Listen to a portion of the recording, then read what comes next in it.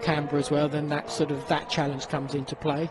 And of course then you go up probably from turn 8, 7, sort of turn 7, turn 8, 9. It's a nice flowy change of direction, very quick on the edge, using the curb, not overstepping the mark, because if you do, the grass will spit you off into the wall on the inside. And then I'm not a fan of the final sort of sector anymore, just because of that final chicane. Yes. I prefer what we had of the sort of the... Which is still there. It's still there. It's the worst part. But it's nowhere near the speed. Look what you could have won. Yes, exactly. I'd love that sort of edge as we were coming out of this last time. I know there was quite a few instances and accidents happened on the outside of the last turn. But again, that was the challenge. Because it was to get the start of the lap perfect.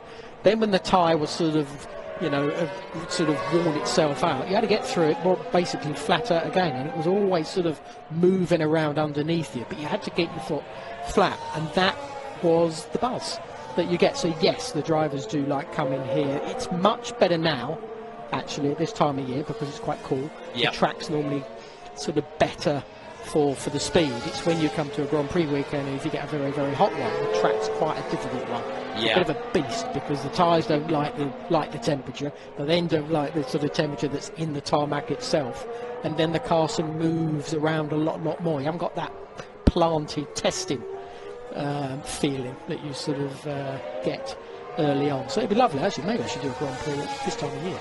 Maybe we should start with this. No, you're talking as it is. No, you're talking us into an early start. No, we're not. Already going into December in 2019. No. Final Grand Prix of the year in December. I've got you, Alex. It's a long way to Abu Dhabi. I'll leave you with that one. No. Great track. Well, it's really interesting to hear that, because I'm glad the drivers enjoy it, because of the amount of laps that they're doing around this place. Every single driver, even someone like Alexander Albon, who has not been even a test for Formula One before this week. It's very unusual for a Formula One driver not to have any real meaningful Formula One running until he's actually signed the deal to become a race driver. Very unusual compared to what we would have seen in previous seasons, but it's good to know that the drivers enjoy the challenge of this 4.6 kilometre, 2.8 mile circuit. Okay, Sebastian Vettel continuing to circulate. We've spoken about Charles Leclerc and the challenge that he's going to provide. It will be fascinating to see the times yesterday, pretty much identical programs, half a tenth between Vettel and Leclerc, and the question does not seem to be in the paddock, can he be as quick? The questions are, can he take the fight in all aspects of his driving and his championship building? Yes. To Vettel. What's your read on that? Well, I think if we look at Valtteri Bottas, he was very unlucky last year, which probably didn't aid sort of his season, especially when we saw him. He should have won in, was it China? I remember that was a race that was sort of in his pocket, basically. Yeah, Baku as well. Baku was the other one, of course. And it's those things that, when they're taken away like they were, it sort of just interferes with the rest of the season when your teammate, one is Lewis Hamilton, and Lewis Hamilton driving at his very, very best. Now, to beat, which is what Nico did, to be perfectly honest, Nico Rosberg, was he was good everywhere they went, and he pushed him everywhere. Okay, he wasn't as quick every time, but he was always there. He was always a pain in his bottom for Lewis, and that pressure was something eventually got him that championship. Now, Valtteri is in the same position. It's got to go a whole year. Yeah. And that's where Charles is in the same position. It's, we can come here to Barcelona. We can have no pressure on our shoulders. We can get in the car, feel comfortable, and think, this is great, this is easy, type thing. And of course, when the season starts, we always have to remember it is Ferrari, and there is a very different, never experienced it, but there's definitely a different pressure on you, just because of what happened back in Italy. The sort of racing for a nation. Yes, and I think that's something that, they can be very critical They can be very damning sometimes when you do make an error, which humans do. They do have sometimes. a sports newspaper over Yes. there, don't they? Dedicated. And if Indeed. things don't go well, certainly after the Italian Grand Prix, there's a rather brutal headline about Ferrari imploding or something along those lines. Yeah, sure. So again, they're put under the microscope in a different way. In a different way, and that's where you've got to be able to almost distance yourself from that. Sometimes that's very, very hard, because that help has got to come from within at the same time to sort of give you that feeling of support, which sometimes some teams in the past haven't been able to do that. They've only been able to deal. This is the good thing about modern day Formula One, is they can deal with two drivers. They can supply two drivers the same stuff, and there was a lot of teams back in the day that didn't and couldn't do that. Well, you're speaking of two drivers, how about three? We can hear Esteban Ocon, who's the reserve driver for Mercedes, having to sit out this year of Formula One, at least at the start. This is what he had to say to Rosanna Tennant earlier on. Yes, I am with Esteban Ocon, and you do like your esports, don't you? They were just talking about that. I do. I compete a lot online, actually. Are you in the sim a bit? Are you doing a bit of esports to keep your hand in it? I'm doing a lot of simulator, those days, sure. I did all the testing, previous to this test, so I'm very much in touch with the team. I spend a lot of time in Brackley and a lot of time with the team together, so it's good, it's a good new role. It's very interesting. I'm learning a lot in those days, but for sure I look forward to test the car. Yeah, it's sad not to see you out on track, but it is great to see you in the Mercedes kit. I know you said you've been working with them, but how have you been settling in? Yeah, I've been settling well. I mean, getting to know everyone, taking my role with pleasure. Being part of this fantastic team is such a pleasure, and it's very special. They've been world champion and very successful. So, as I said, I'm learning every day. And what about here in Barcelona? What's your role with the team on days like this? Yeah, I'm listening to all the meeting, being here if I need to jump in the car at some point, and going around the track, just telling the team how the other cars are also behaving, and just trying to listen to keep up with everything. That's cool. So you're a bit of a spy. I am as well. Yeah. I'm multitasking. I love that. That's great. We're going to look out for you on our track cameras. Is it a bit like a race weekend? So when the guys come back in, you're looking at the data and poring over it like you would maybe on a Saturday night on a race weekend? Yeah, exactly. I'm maybe not driving, but it's the same. I'm working the same as if I was not. I'm looking to Valtteri's and Lewis data, and speaking to different departments to pick up bits. Listening to Lewis, in debrief is something great, because you see how he works and how intense he pick up things, and it's very impressive to see him work. So as I said, I'm learning from him. And will you be learning from him and Valtteri throughout the season? You're going to be coming to races as well. Will we see you trackside? All the races. I will be coming as soon. Great, that's so good. We like that. As soon as the car fires up, I'm here. In the European races, I will be doing the simulator on Fridays, so you won't see me on Friday, but I will be flying on Friday night. And because of that, I'm aware of all the testing going on. How does that work then? You're in the simulator on a Friday. The guys are here at the track on the track. You've got race support back in Brackley. You've got engineers here. What's your role as a simulator driver on a Friday? What are you looking at? Yeah, I'm looking at all the testing the team didn't have time to do during practice, or to validate a test they want to have on the Saturday. And then if it's positive, they will test it on track on qualifying, or just before in the P3. That's exciting. That's very exciting. And are you enjoying being in Barcelona? It's funny being back, isn't it, with everyone sort of back to school? Yeah, it is. It's a good feeling to be back working, and I'm maybe not driving, but I'm here. I see the cars running, so I'm very hungry to wait and get in. I love that with you. Such a good smile always, Esteban. Back to you guys in the commentary box. So that was Esteban Ocon, who is facing a year on the sidelines, but doesn't seem to be too down about it at all. Are you surprised by that, Johnny? Still smiling. Yeah. I think it's what you expect with Esteban, to be honest. Yeah, again, it's a frustrating thing for a driver to be out of the car when he wants to be, obviously, in the car itself, on track racing against all these great drivers. The situation is not probably a bad one for him. It'll really probably be down to what Valtteri does, I would imagine, for when, if there is that change going to come along. But it's not the first time I've seen it. No. Mika Häkkinen. Well, that's a Go great back when I was, example. yeah, That's when we a were great together at example. Lotus. It's got to be a great motivation for Esteban that it is possible Yeah. to be sort of, have to take the back seat, have to take a year out of the sport, but still come back. And look at what Mika did, world champion Yeah. in 1998 and Yeah, sure. 1999. A little bit less time he had out, but he was basically out from the beginning of the season until Portugal, when he out qualified Ayrton, which was pretty mighty. So it just shows that it can be done. He was doing testing, which was proper testing back in those days. As well. So actually behind proper the wheel, testing, yeah. unlike this nonsense. Well, for Esteban, there is no testing. Yeah. So in the past, he would have been sent testing to a here, racetrack or the entire Jerez, time. or Silverstone, Yeah. or wherever they were going to. So he would have always been in the car, never been out of it. It's a little bit different nowadays, obviously, because we have only these sort of 8 days, prior to the season started. Very different sort of situation for the drivers, because it's horrible. I wanted to, when I was driving, I wanted to be in the car all the time. If I could be in it 5 times a week, I have weekends off, of course, but if I was in it 5 times a week, I would have loved that, because that was what I got a buzz from, and I love doing. So it's not quite the same as Mika, but it is, because he wasn't racing, and this is the same thing for Esteban.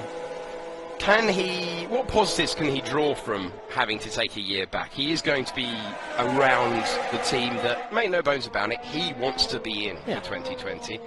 Can he try and build some relationships there? What can you do from the sidelines? Yeah, it's relationships, and then it's all down to sort of learning. He's still a young lad. There's still lots to learn from Lewis, and even Valtteri, to be perfectly honest. So there's a lot of things you can take away from a weekend and a season of not actually being in the car itself. The talent, some people say you're out of the car then you never get it back. I don't agree with that at all. The talent's there. Yeah. Kvyat, I think, hopefully will sort of prove that to be the case. Because I think in any sport, it's like riding a bike. You ride a bike, you fall off it, you might go to hospital, you get back out and you go on a bike and you ride the bike again. So the feelings and the senses don't change. Does the sport change within that year? A bit, but not a lot.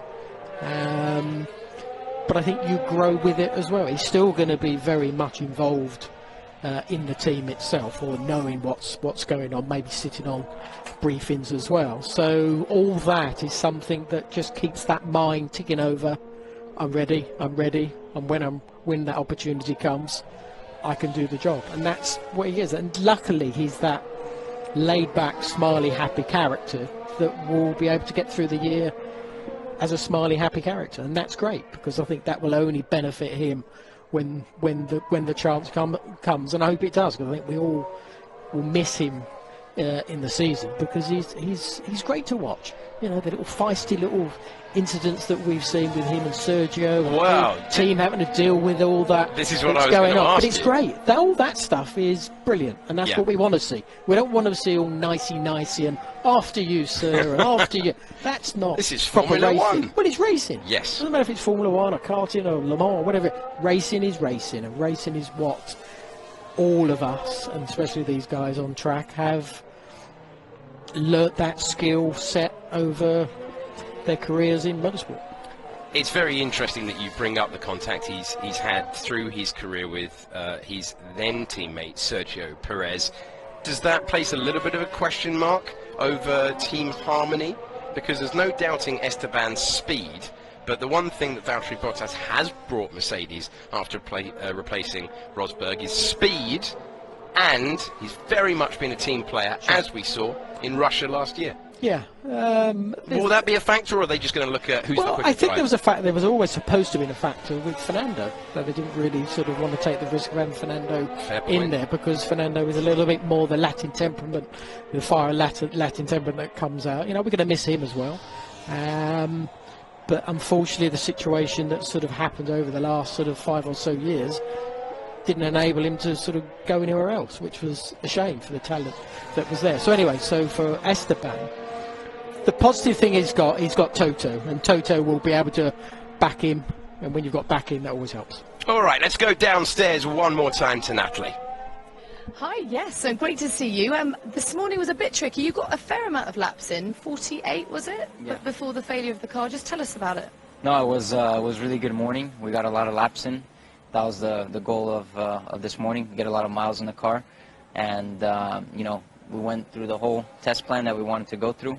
So it was really good. I got comfortable in the car.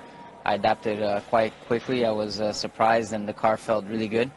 It was unfortunate we had a small electrical problem towards the end of the morning, but car went back to the garage. They fixed it quick, and I went back out for another run. And you know, it was a great test, and hopefully it goes well this afternoon with Roman in the car. And what about the rest of the year for you? So what's your title within the team, and what does that mean in actual terms? How often are you going to get in the car? Yeah, so I'm the test driver for the team, and you know, the testing nowadays are quite limited in Formula One. I think it's 4 days of in-season testing, so I'm quite sure I'll be testing, you know, throughout the season. And a lot of the work also, you know, nowadays, since there's a test ban, it's all on the simulator. So every week we're doing work on the simulator, which is a lot of work, but it's good because I'm learning a lot, and you know, trying to help the team develop the car as much as possible when I'm on the simulator and when I'm testing the car as well. So it's always a good opportunity it's always amazing when you get the chance to drive a Formula One car. Exciting times for you and for your family. Great to have the name Fittipaldi back in the sport. How proud are you and the whole family?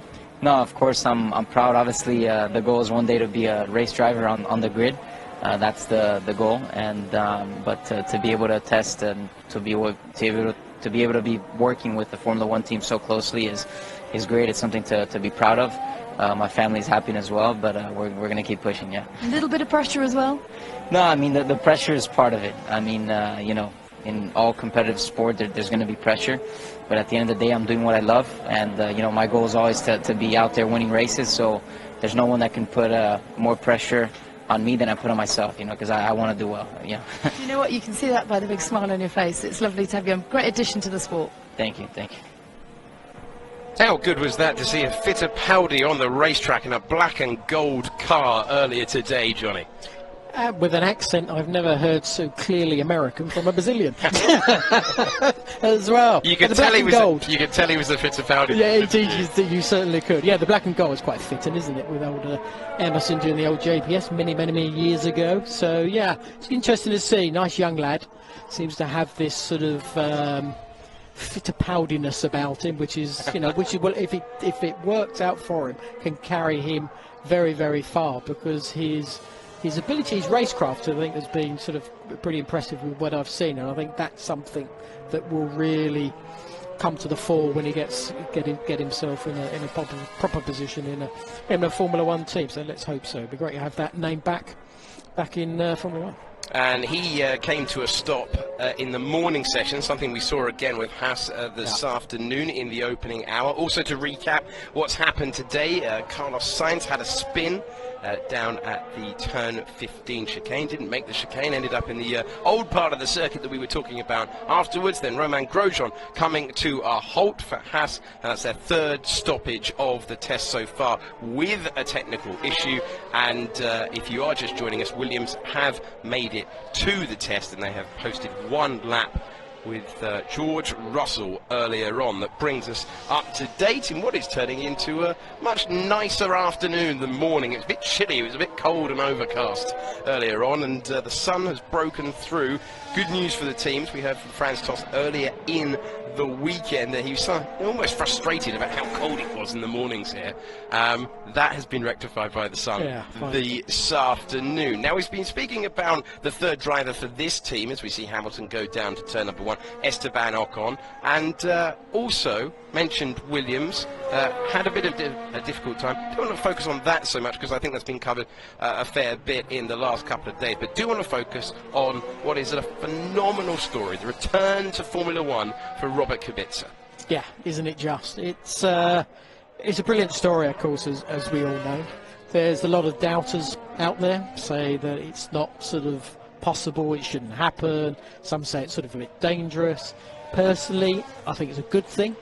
I don't see it being a real problem with his right arm. And it's interesting with my accident that I had with my foot. Yeah, this is why we wanted to talk about this, because you have experience of what he has had to go through. Okay, yeah. So you get through all the pain, you have to go through the rehab to get yourself sort of back into a situation of racing a car again. For me, if there was a choice, would I have my sort of feet that got pretty sort of battered up, or would I have his arm? I'd have his arm, because the sensitivity that you have on your tips of your toes on those pedals is almost one of the most important things of being a racing driver. You've got to feel what is going on underneath you. For me, I always felt that had gone, because the way my toes are, they're all a little bit sort of shriveled up. When I was pushing the pedals, my actual metatarsals don't move, so it's all pretty solid. Okay. So my ankle only moves, I think it's only about sort of 20% maximum on the left side, and it's about 70-80% on the right side. They don't move sideways, so when I was initially back, it was gear stick, so it was heel and a toe. I really struggled to heel and toe because my ankle am not surprised. It didn't move. So obviously then when the sort of the semi-automatic gearboxes come into play, that made a little bit difference. But the sensitivity still of braking and doing the throttle in a wet condition or a dry condition or a semi-intermediate condition is something that you naturally take for granted when it's all there normally. As soon as that's taken away, you have to think of it in a different way, you have to apply things in a different way, and what Lewis doesn't do while we're watching him on track, he doesn't really think about it. Yeah. He just does it, and he feels it because it's all there naturally.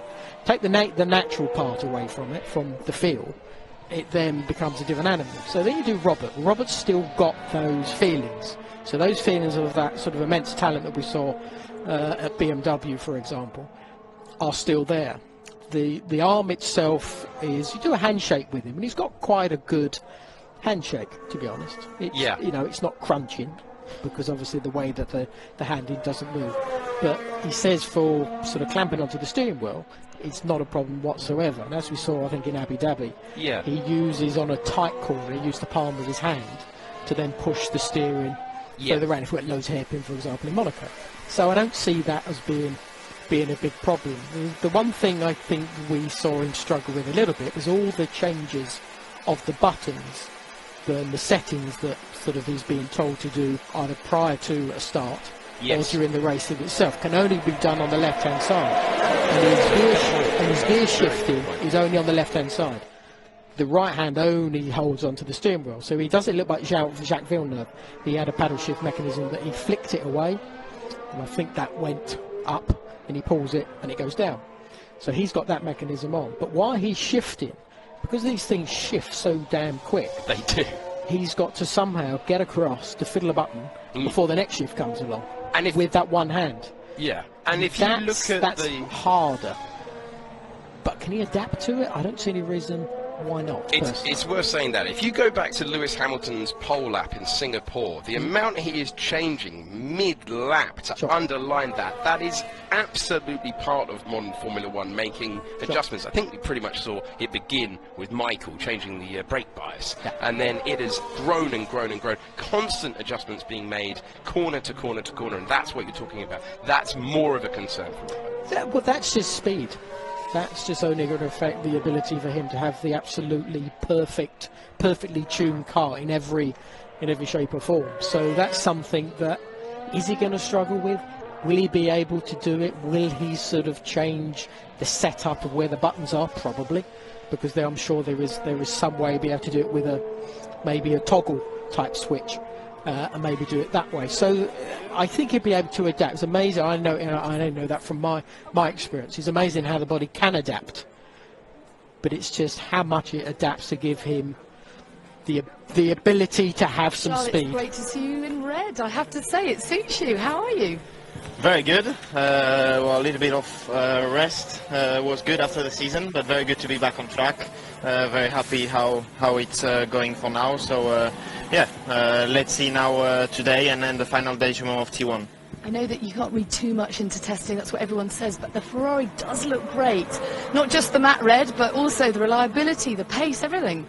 Yeah, reliability has been a strong point for now. Then on the performance for now, we can't know because everyone is on different run plans.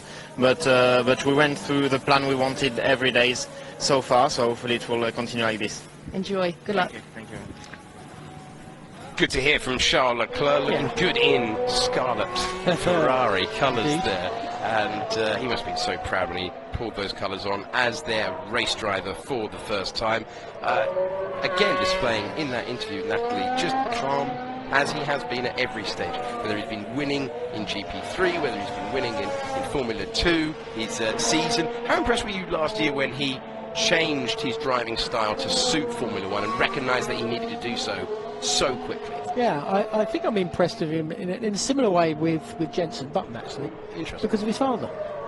You know, it wasn't that long ago. Everybody sort of thinks, well, it's sort of done, finished, over, you get on with life. Well, you don't. I haven't had it yet. I know through my wife that's lost both her parents, and it's something you have to deal with. And Jensen had to deal with it at the same time. So both of them have been able to sort of move on. It's still there. It's still going to be in his thought. I'm sure it'll be there when he gets on the grid in Australia. You know, Dad's always going to be looking on, and for him to deal with that again at a sort of a younger age is very impressive as well. And I think it sort of shows that sort of grit and determination. The support that Dad gave him in those early days has delivered a really nice young man who looks as if he's going to be a pretty mega F1 driver at the same time. So he's got a lot to be proud about from the history of coming through with Dad, but of course now being a Ferrari driver as well. And so far it's been very impressive. Early days, absolutely, but I think it's a great start for him, and this is what you need as a driver. You need those positivities to then carry on through to that first race. His father was a Formula 3 driver, gave it up when when he had Charles, and Charles was racing in his father's crash helmet colours last year, which is a lovely tribute. It tells you everything you need to know about that chap. Right, moving on now to another aspect that is so important. We've spoken a lot about the front wings, the regulation change. We're going to have a look now at some of the rear wings for the major players. Let's have a look now at, this is the Mercedes coming up first, and so the end plates are always going to be the interesting one, where they're different. Yeah, they were meant to be cleaned up, but they are still incredibly intricate, and you can see it's slightly wider at the top. And they're always going to find it. There's going to be a little bit of a shape on the rear. Still, there's a little bit of flexibility going on there on that red ball. This is the Ferrari, and the Ferrari sort of, that's a twist. That's a twist from the main sort of support moving around there. But you've got a few more little detail in that sort of side end plate at the same time. See that little twist that's going on? That's the whole wing. And sort of flexing around the Sauber as well. Yeah, the Alpha as well, which is aggressive at the front, and €2 in the swear jar for calling it Sauber. And you could see how intricate it is at the back there. You get another look at the Mercedes as Lewis Hamilton makes his way through turn 3. But those new regulations for 2019 were meant to clear the end plates up, and as we've seen, maybe the regulations are a little bit grey, because there is quite a lot going on at the last point, of course, that the air is making contact with the car. Yeah, and again you see it with the Mercedes, where you've got the sort of the end plate. There's actually a little support that goes in with some little detailing as well that runs at the side of the rear tyres themselves. And of course it's all that fine stuff. So that little sort of struts at the side, you can't really see it there, over the wheel. And it's got a few sort of louvers that are going on the inside there. And of course that's all sort of guiding the air around the sort of suspension, I suppose, to the rear wing contact patch at the back. So it's going to be interesting to see how that develops, because obviously as time goes by, and whoever shows their card, Ferrari seem to be at the moment, it's going to wake up the other teams, and then they're all going to be analysing how they can improve themselves. It was interesting with the Alfa and the Ferrari, where there was that flexibility. Very, very similar. Well, you don't get it on the Mercedes. It was just the end plates, especially on the Red Bull. I think we saw it more. So the end plates sort of just flexing a little bit. So I think there's going to be probably a lot more development work going on that sort of just minimal flex that they're sort of allowed.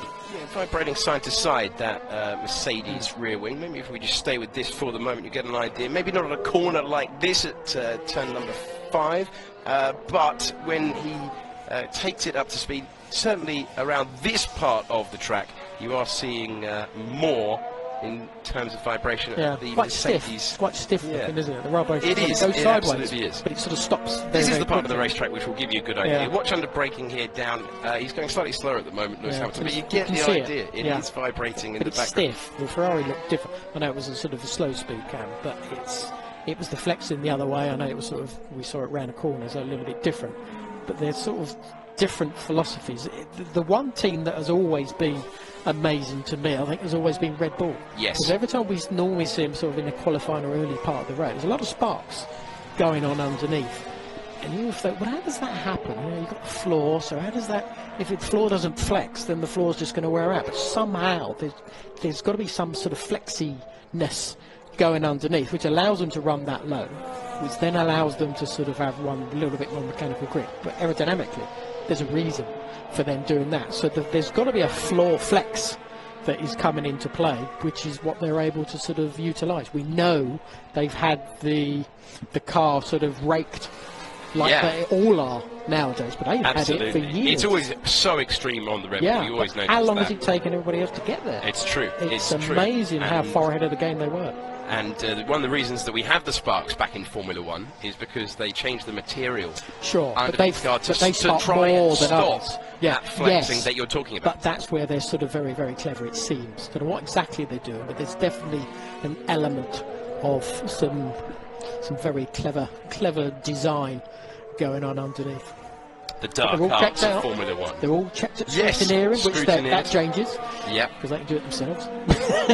I couldn't believe that when I read it. Well, they'll still be checked. They'll all be. They'll be checked. They can be checked at any point. The Absolutely. rule changes that Yes. the teams will now scrutineer themselves and have to submit a sort of declaration saying, yes, our car complies with the regulations, but the FIA can step in at any point of a Grand Prix weekend and say, well, let's see if it does. And obviously severe penalty. If it doesn't, the car's obviously still going into Parc Fermé conditions at the end of qualifying. That all remains Same. this year in 2019. Carlos Sainz has had a entertaining day. He's had a spin. He's had a few lock-ups and wide moments in that McLaren with the slightly tweaked livery for this year. It's looking great. A few people pointing out that the fast runs that McLaren have done, they've finished P2 on both days with Sainz and with Norris yesterday, another debutant this year, that they've done so on a tyre that is a step softer. Sure, but I think it's the long runs Mm. that have shown it a little bit more truth in the speed, which is I think it was about a second. I heard about a second, 1.2 off, which is sort of more or less where they sort of were last year. So it's a little bit of a mixed feeling of exactly where they are at the moment. So let's hope it's a bit better. I think we all hope that, of course, the big teams, or the old big teams of McLaren and Williams are better off. So initially, yes, but the long run seems to be a little bit more telling.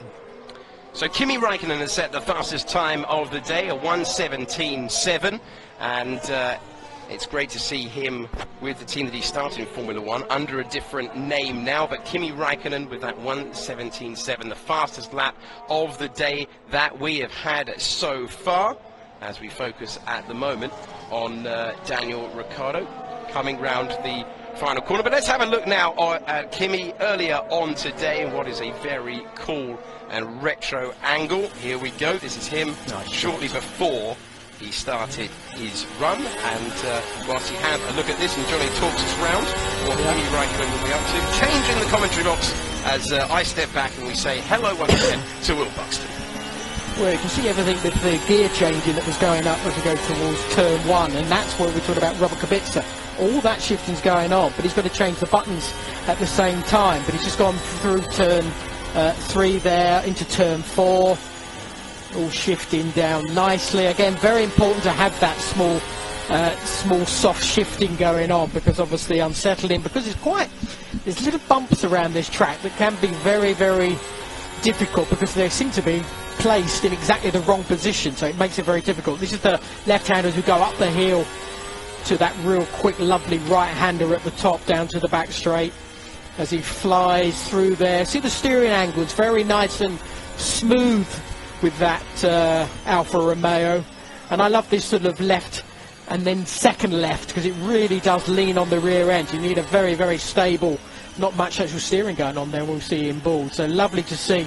But this is just typical classic Kimi. That smoothness that he's got in the steering, but then the ability to actually then plant the throttle at the same time without the car really sort of giving any bad kicks. So at the moment, I have to say, Kimi, Alpha, not looking that bad. And as we can hear all that, there's that skimming and touching you can hear underneath the car with the floor sort of on the ground.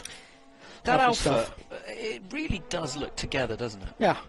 It's nice because it just seems to have a balance. It's very difficult, I have to say, because they all look quite good. But the Alpha, I think the Ferrari definitely, they have very similar traits, surprisingly. I don't know why that would be, but they got similar traits.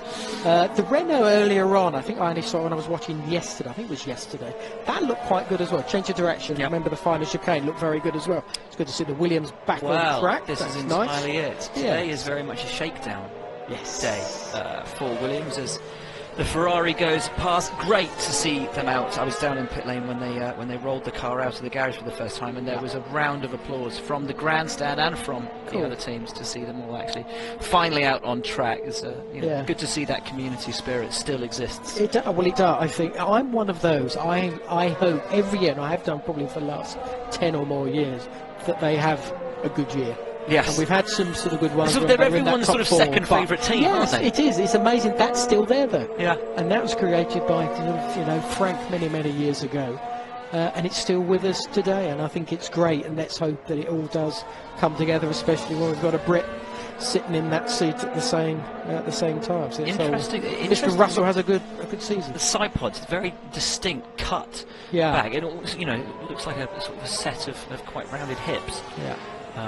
On that one. The barge balls are quite plain, actually, the barge ball, and it's got a little scoopy, can't really see it there on screen. It's a little bit more going on a bit of the side of the bodywork, but it's quite a plain looking side barge balls at the moment. But again, they will be looking, analysing the others, and then trying to react.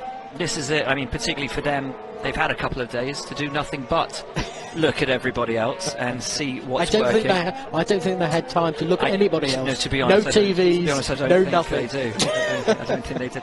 I think poor old Paddy's had enough on his plate over the last couple of days. Race team has. Yeah. We talk race about team were very involved in it, getting this thing. Yeah. So it's everybody working on it. We talk about looking at other teams and looking at what they've done. What have you seen that's impressed you from any of the other teams? I think the one thing is obviously the amount of laps that they're all being able to achieve. Ferrari, yes, but I think everybody's still able to sort of achieve these over 100 laps, which is absolutely amazing. I remember when I was testing, I think we used to do about 60. Yeah. Maybe for the week. A push. For a week. But it was completely different. I know reliability was always sometimes a bit of an issue. So it's just amazing the reliability that sort of comes our way. So here's the question, right? Back in your day, when I was falling in love with Formula One. Yes. No. I mean that in using nappies. We didn't have such incredible bulletproof reliability. Are we at a point where we run these cars through their paces so much, there is so much telemetry, there is so much data, that we lose that element of jeopardy that any amazing result could suddenly spring from the ether on any given weekend? Yes, where you do a particular little Frenchman had a nickname, the Professor. Ah, yes. And why was it the Professor? Because he was very good at looking after the car. He was very good at feeling what the tyre was doing underneath him and reacting to that. It was a skill. Now that doesn't exist anymore. Yeah. That's all been taken away. It's all down to sort of the engineers telling them on the radio what the tyre situation is. Look after your front. Look after your front, or brakes, or whatever it may be. Tyre temp this. Yeah. And that exactly. takes away a little bit of what the skill set sometimes of a driver should be from that perspective. From the reliability, I don't think that's a big thing. Yes, it used to sort of create the rare sort of surprise podium position, maybe a race win. Yes. So every now and again, 1999, I remember. Yeah. How could you do that to Luca Badoa? You made him Oh, cry, dear, very dear, Johnny. Very dear, very dear. Yes. So, yeah, those days have gone. Now, to try and make it sort of interesting, we obviously need the fight with the different teams, and we need that from the Ferraris, the Mercedes and the Red Bulls, but we also need it from the others as well. They've got to have a chance of being able to maybe get in a podium every now and again, and sometimes, I know we've had it a little bit, Sergio Perez getting his podium, Yep. Lance getting his podium a couple of years back as well, where they do happen, but they're very, very rare. Yes, you very need rare. Red Bull teammates to take each other out. Yes, Sort of, yes, to enable an those engine guys to to go come pop. in. Yes. And, yeah. My only issue I sort of have at the moment, and I'm not a fan of it, and I do hear a lot of people who aren't fans of it, I don't like second teams, a second Ferrari team or a third Ferrari team or a second Mercedes. Okay, I'm not a fan of teams being under the same umbrella as the main team, because there's always a horrible chance that a situation might come into play where they're going to aid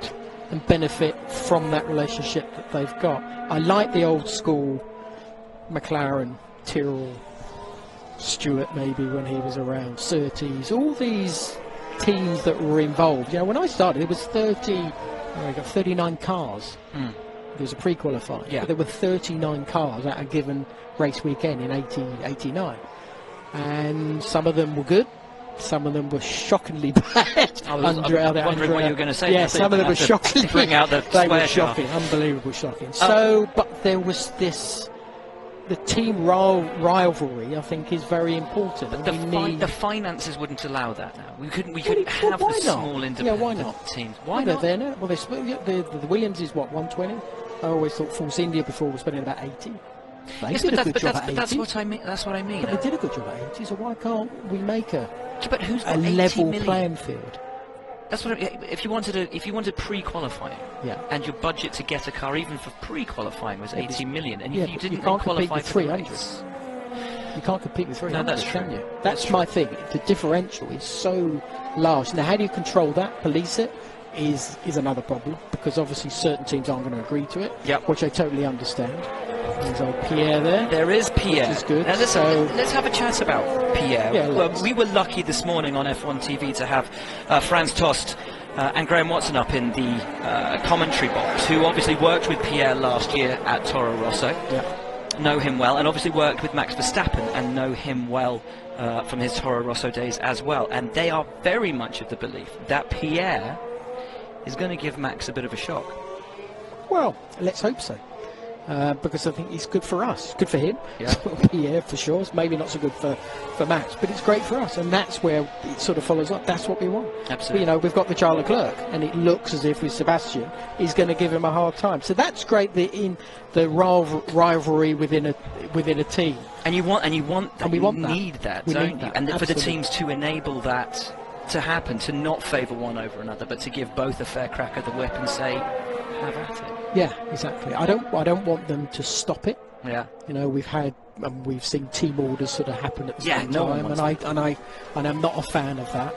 There is, I suppose, the one that always sort of sticks in my mind was probably Abu Dhabi with Lewis and Nico, where Lewis was trying to play his game, but they came on the radio and said, "Well, don't play the game." And it was like, well, he should be able to play the game. The constructors was done, the driver was done. Why? It was why are you it was trying to get interesting into that it? because Toto said that was the biggest regret he's got in his career in Formula One, is that he didn't allow Lewis and Nico to fight that day, and it made the team look bad. Yeah.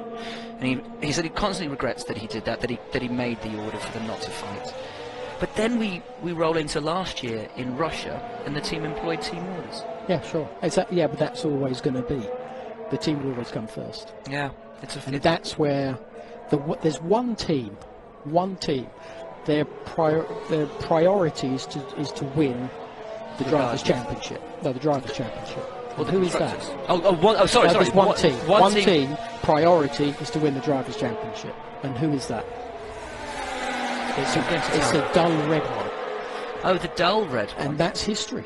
Yes. Ferrari have always wanted Favoured the the driver to be the gladiator to win. Yeah. They're a different dynamic, because Ferrari's Ferrari, and goes with the driver anyway. So do you think Ferrari mind which driver wins this year? Because obviously for the last few seasons it's Sebastian that's been favoured over Kimi. I think at the moment they wouldn't care as long as they achieve it. Exactly. As long as they achieve it. And I think it's good for Sebastian. I know I had my difficulties when obviously I joined with Michael at Benetton, but it was more with Flavio than actually with Michael. The good thing with that, and I mentioned it earlier on, it's changed. Now I wonder again. I mentioned this a little bit earlier on, and it'd be interesting to see if he blasts past him or not. Now is he just following to play and see what the car does? I think a couple of things. I think there's no love lost between Carlos and Max, so I think Carlos is probably not making life easy for Max. But yes, I think you're right. I think Max is probably following that McLaren to see what the outwash is from the new front wings, to get that experience of following another car, and to see what it does to his when he's following. Didn't do it very long there. I'd like to see what it done to turn 3. Yeah, no, me too. See if he can actually follow around. And I said I think Lewis did that the other day with Kvyat, and I think actually Vettel was doing that with Kvyat today. So it's a very important part of what Sunday will bring, especially around this track as well, where it's very generally very hard on the tyre as well. Max running a new rear wing on that Red Bull today, so already a development part for the team, and an important one as well. So Max will have already had a day running the old spec, now running the new spec, seeing how that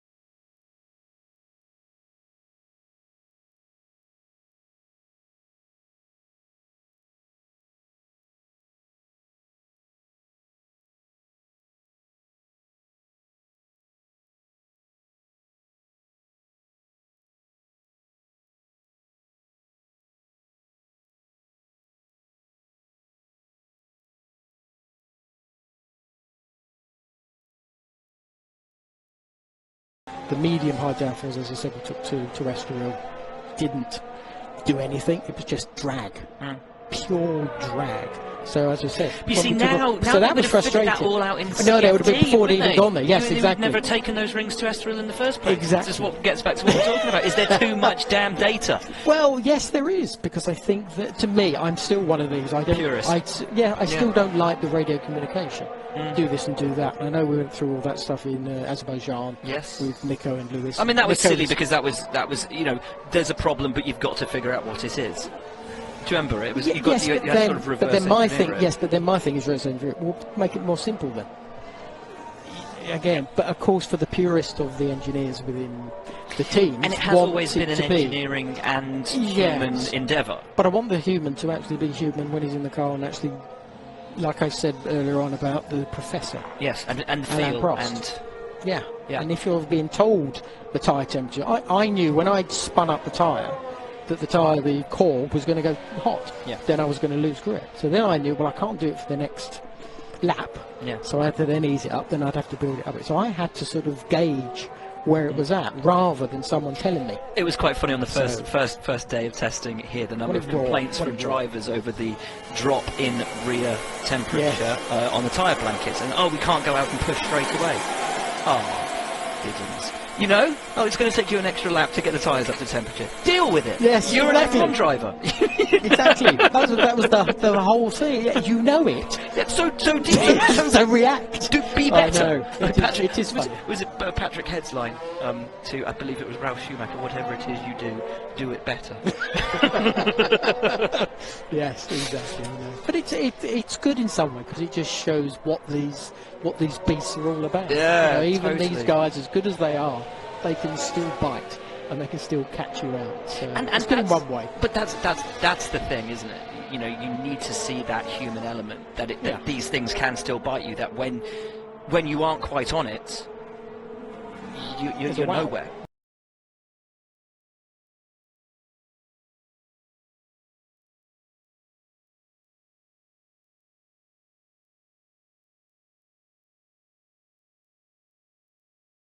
Wow. Yeah. Wow. Yeah, and that is the thing that we get. Kimmy's still top then, 117.7. It's about this time of day that we start to see a couple of little low fuel runs. It's about this time that the McLarens have been doing their glory runs at the end of the day. Where are they at the moment? Where's Mr. Sights? P8 119.3, so about 1.5 seconds off. George Russell is in the pits. Williams have done 5 laps today. 1 minute 49 on the board, but that's not really all that important. Today was always going to be about taking that car out and making sure that the thing didn't shake itself to pieces, really. You know, because it's pretty much the first time they will have put it together, and well, it is the first time they've run it. And so you just need to bring it in then, and it will be taken apart again and put back together again, ready for tomorrow, just to check that the wear on the parts, that that nothing is coming apart, that every tube is connected, that everything is where it should be, so that come tomorrow they can have a proper first day of testing. Yeah, well, I think they'll be fine. I know the crew, they're hard grafters, the boys and girls down there, so they will be working as much as they can to make sure, now they're here, that it will run as much as it possibly can. Historically, they've always been very good at that, reliability-wise as well. Now, you must forgive me if I'm covering ground that you already followed with Alex. I was running around the pit lane doing pieces to camera earlier, so I didn't have the pleasure of listening in. But if I have covered these, then tell me to shut up and we'll move on to something else. Paddy Lowe, as the man ultimately responsible for getting that car here for the start of testing, what lies in his immediate future? Well, it's one of those things.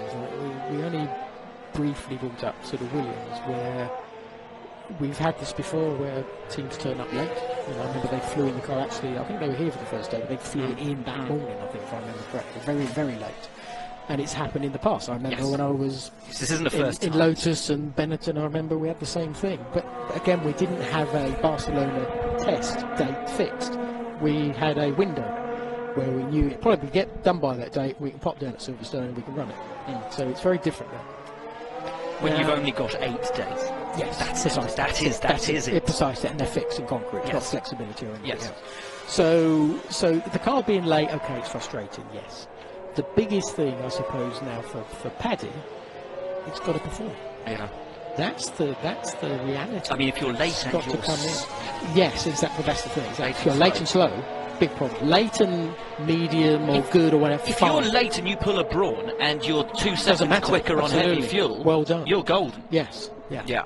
But the situation we've sort of had for, especially last year, or the last 2 years, have been very frustrating to see them in the position they're in. And Paddy, I'm sure he does. You know, he has to take responsibility for the situation they're in. You know, he's a very knowledgeable, clever man coming from the multiple champions of Mercedes. You sort of think, well, he's going to bring massive knowledge, even if it makes you into 8th or 10th place. But to be where they have been is not a good sign. So for him, the pressure's on for him to deliver. And if he doesn't deliver, of course, it's a situation that is, they've got to look elsewhere, because you've given 2 years of hoping that it's actually going to make a difference. I like Paddy. Paddy's a good guy, and it's just frustrating to see at the moment himself and his team haven't been able to do it. But let's hope this year there is a slight turnaround and sets them on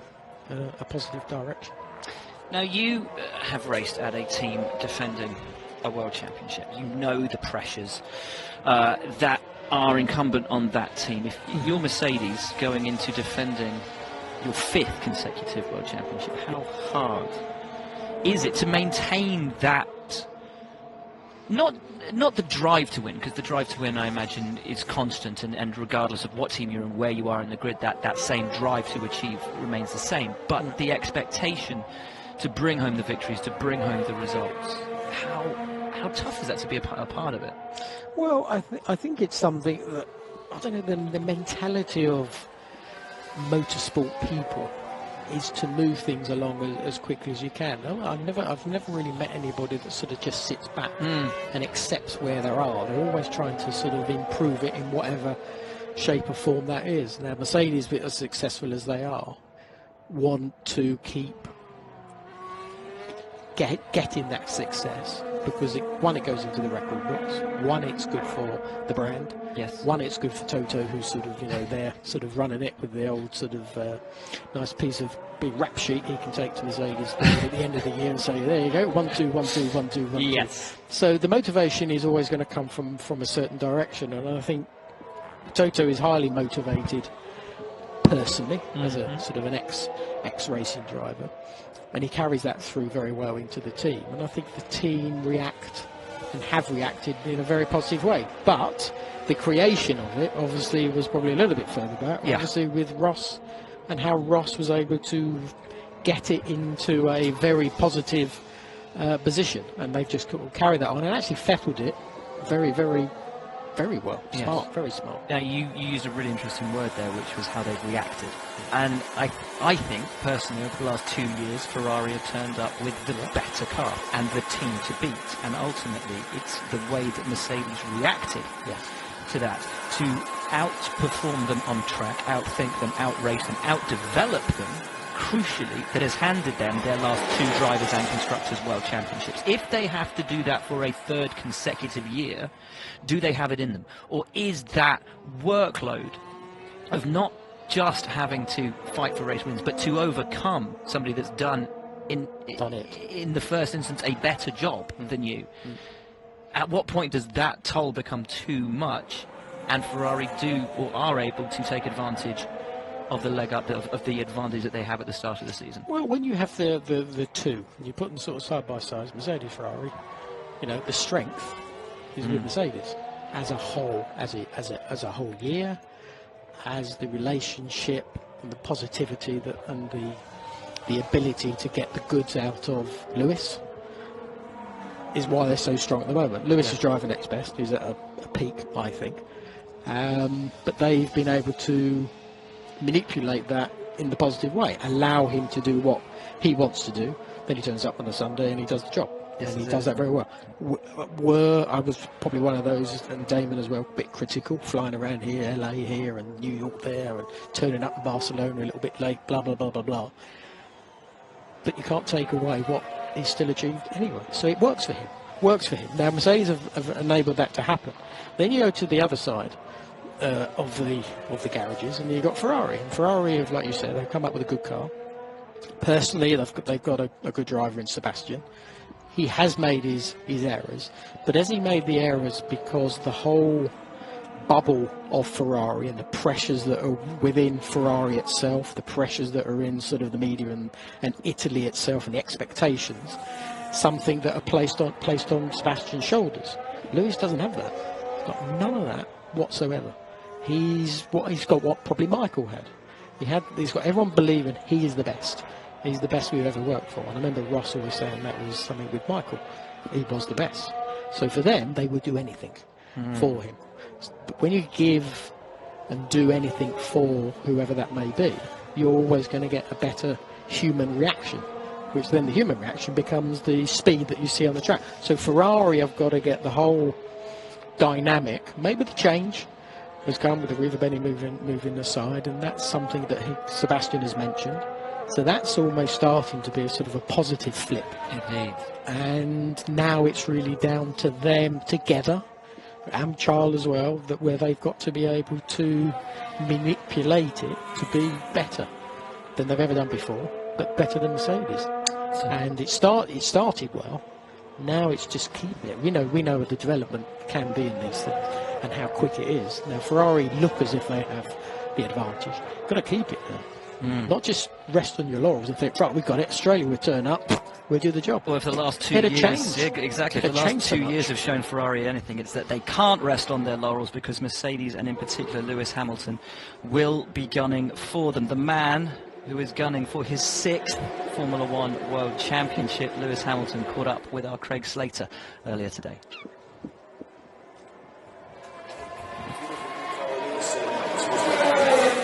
think it will provide for better racing? That was the intention with some of these rule changes. I mean, I have no idea. I didn't know that was the reason for the rule change. I'm not sure that is particularly the case, but I've been behind one car, I think, out there, and it seemed fine. It didn't seem any different to last year in that respect. But I'm hopeful that it will be better for racing, for more close combat racing. But yeah, time will tell. Again, I've not really been out behind too many cars. So. I wanted to ask you about. I know Sebastian Vettel, your big rival, has got a young teammate coming in who maybe won't be the priority, even if he isn't sort of a defined number 2. But Valtteri must be really fired up this year to put together a proper title bid. How much of an extra challenge might you face for him? For Valtteri? Yeah. I'm excited for Valtteri. I think it takes time to really dig your roots into a new team. It's not an easy process, and he's been an invaluable part of the last couple of years, and the growth has been, I think, has been amazing, and he's really helped keep us stabilized in terms of like positive energy within the team. So he'll continue on that form, but I'm sure he'll be, naturally reflects after each season. He will want to be stronger this year, and as a team collectively we'll support him in every way we can. And me and him have a very, very good working relationship, so we actually do talk about things with the car. We work together, which I don't know if I've ever experienced that in the past. We actually really do work together. We talk to each other about things. That will continue, and we're hoping that we have a strong team, strong year together. Fascinating to hear from Lewis about the dynamic between himself and his teammate Valtteri Bottas. In the meanwhile, though, Danny Kvyat has sort of come to a halt at the start of the pit lane. Can't even blame being called into the FIA weighbridge, as there isn't one. No, that's interesting, because I think it was Kvyat, that was the man he was following. Indeed, yeah, you were saying that. Yes, exactly. I think that was, yeah, so that was interesting. I knew there was something to it. Very clever, very smart thinking. Indeed. Valtteri Bottas, how imperative is it for him to get a win on the board within, I would say, before we get back to Europe? Very Esteban Ocon-ish, because that's what he's fighting against, probably. He was very unlucky last year, with China and Baku, for example. He would have been leading the Yes, championship precisely. after Baku There you if he go. hadn't have had that puncture. There you And go. at that point, the whole narrative The of whole 2018 mental approach, changes. absolutely. Everything. But also the other way, because the pressure with Lewis is, right, well, I'm behind. I've got sort of battle in my hand. So for Valtteri, it's just got to be basically where he started off last season, but actually just have the luck go his way.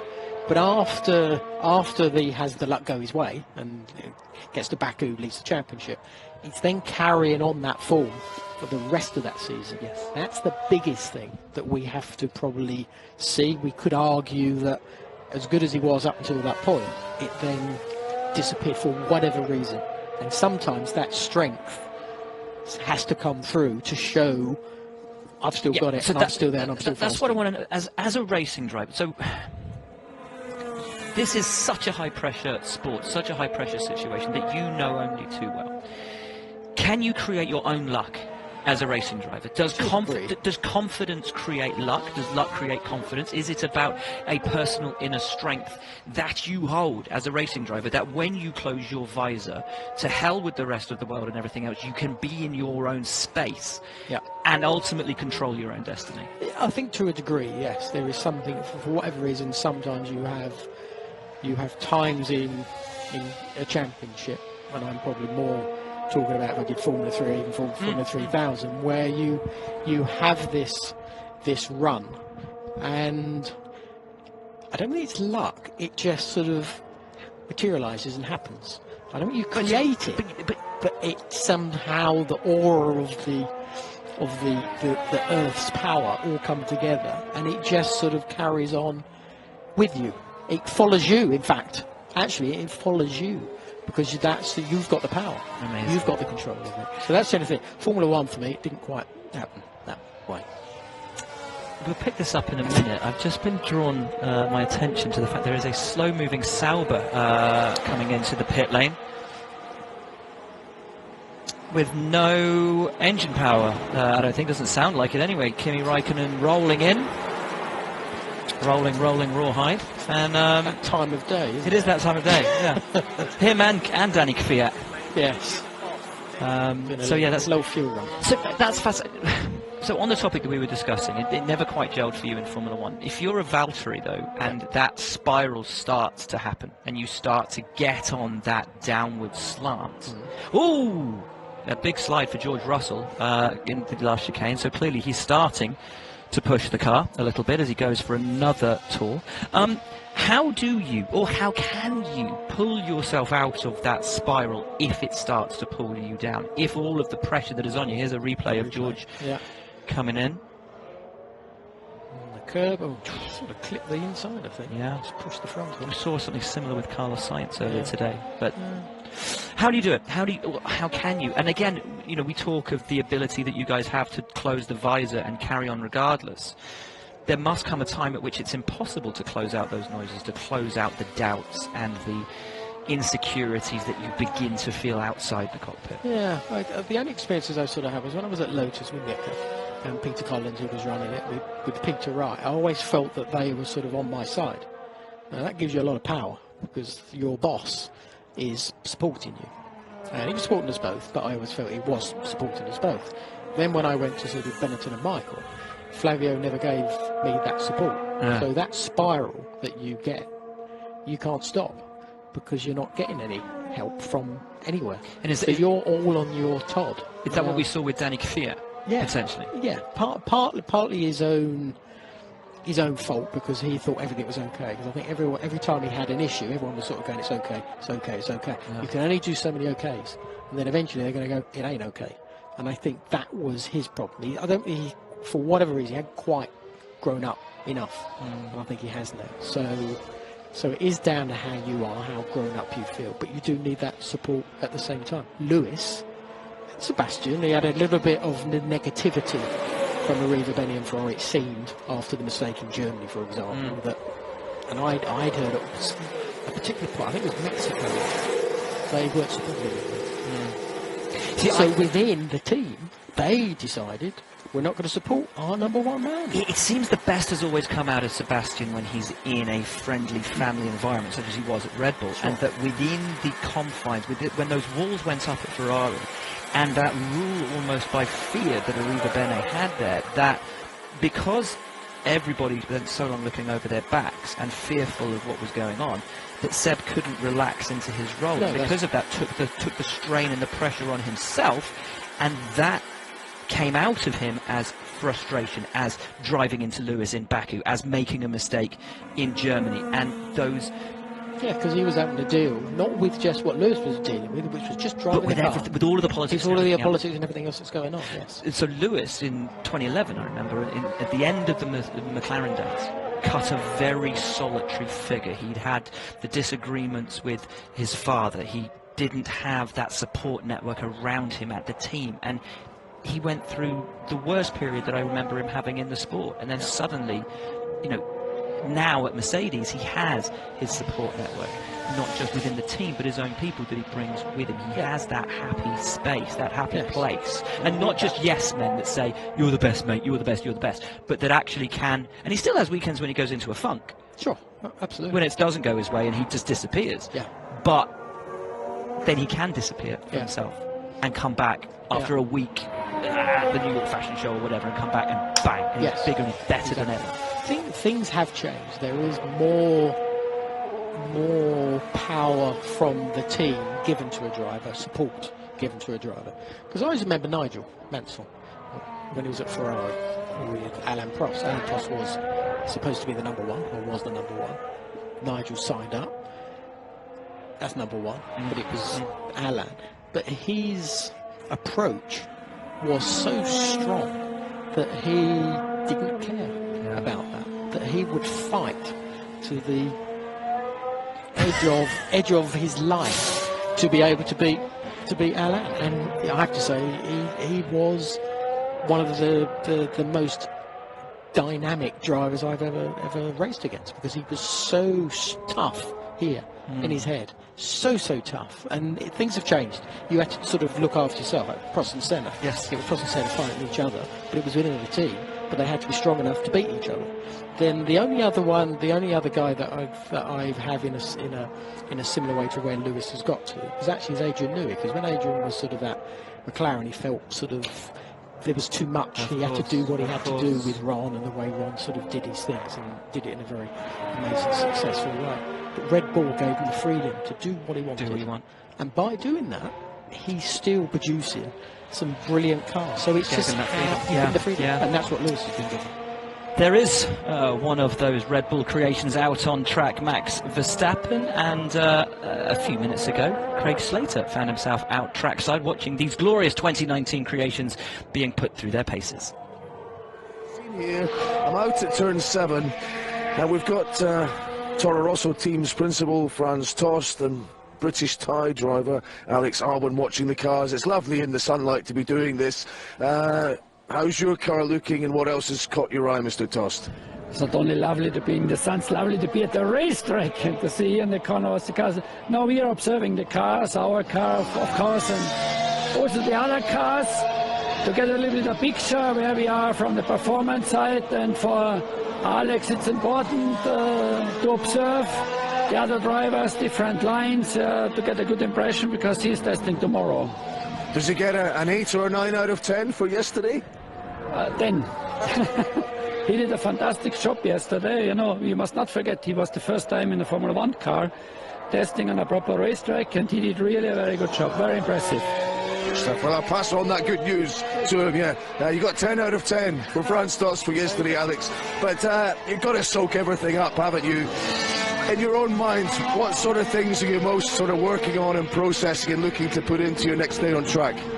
Yeah, at the minute, just managing tyres. But yeah, again, just giving the right feedback, because there is so many things to report on, especially in winter testing, obviously.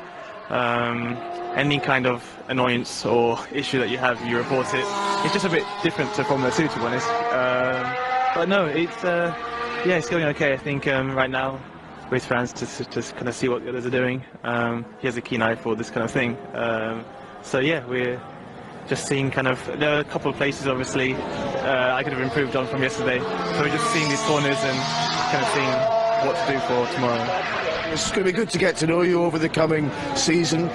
It's an interesting heritage, of course. You've got a Thai licence, but we'll count you as one of us in Britain as well. How do you see that? I mean, you'll obviously you're born in the UK as well.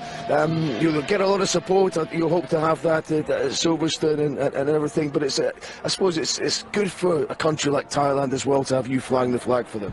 Yeah, definitely. I think you know, they've had one Thai driver before me, Prince Mira, and yeah, of course. I mean, at the end of the day, yeah, I'm half Thai, half British, and yeah, it's cool to be honest. I think it's a dream come true, really is, and to be with a Thai license, yeah, it means a lot as well.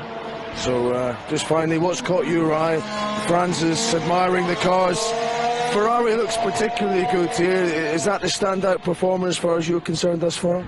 Yeah, to be honest, I think on our side we're just more focusing on our job, not looking too much at the others, especially me as well, looking more at what I need to do rather than looking kind of at the overall performance.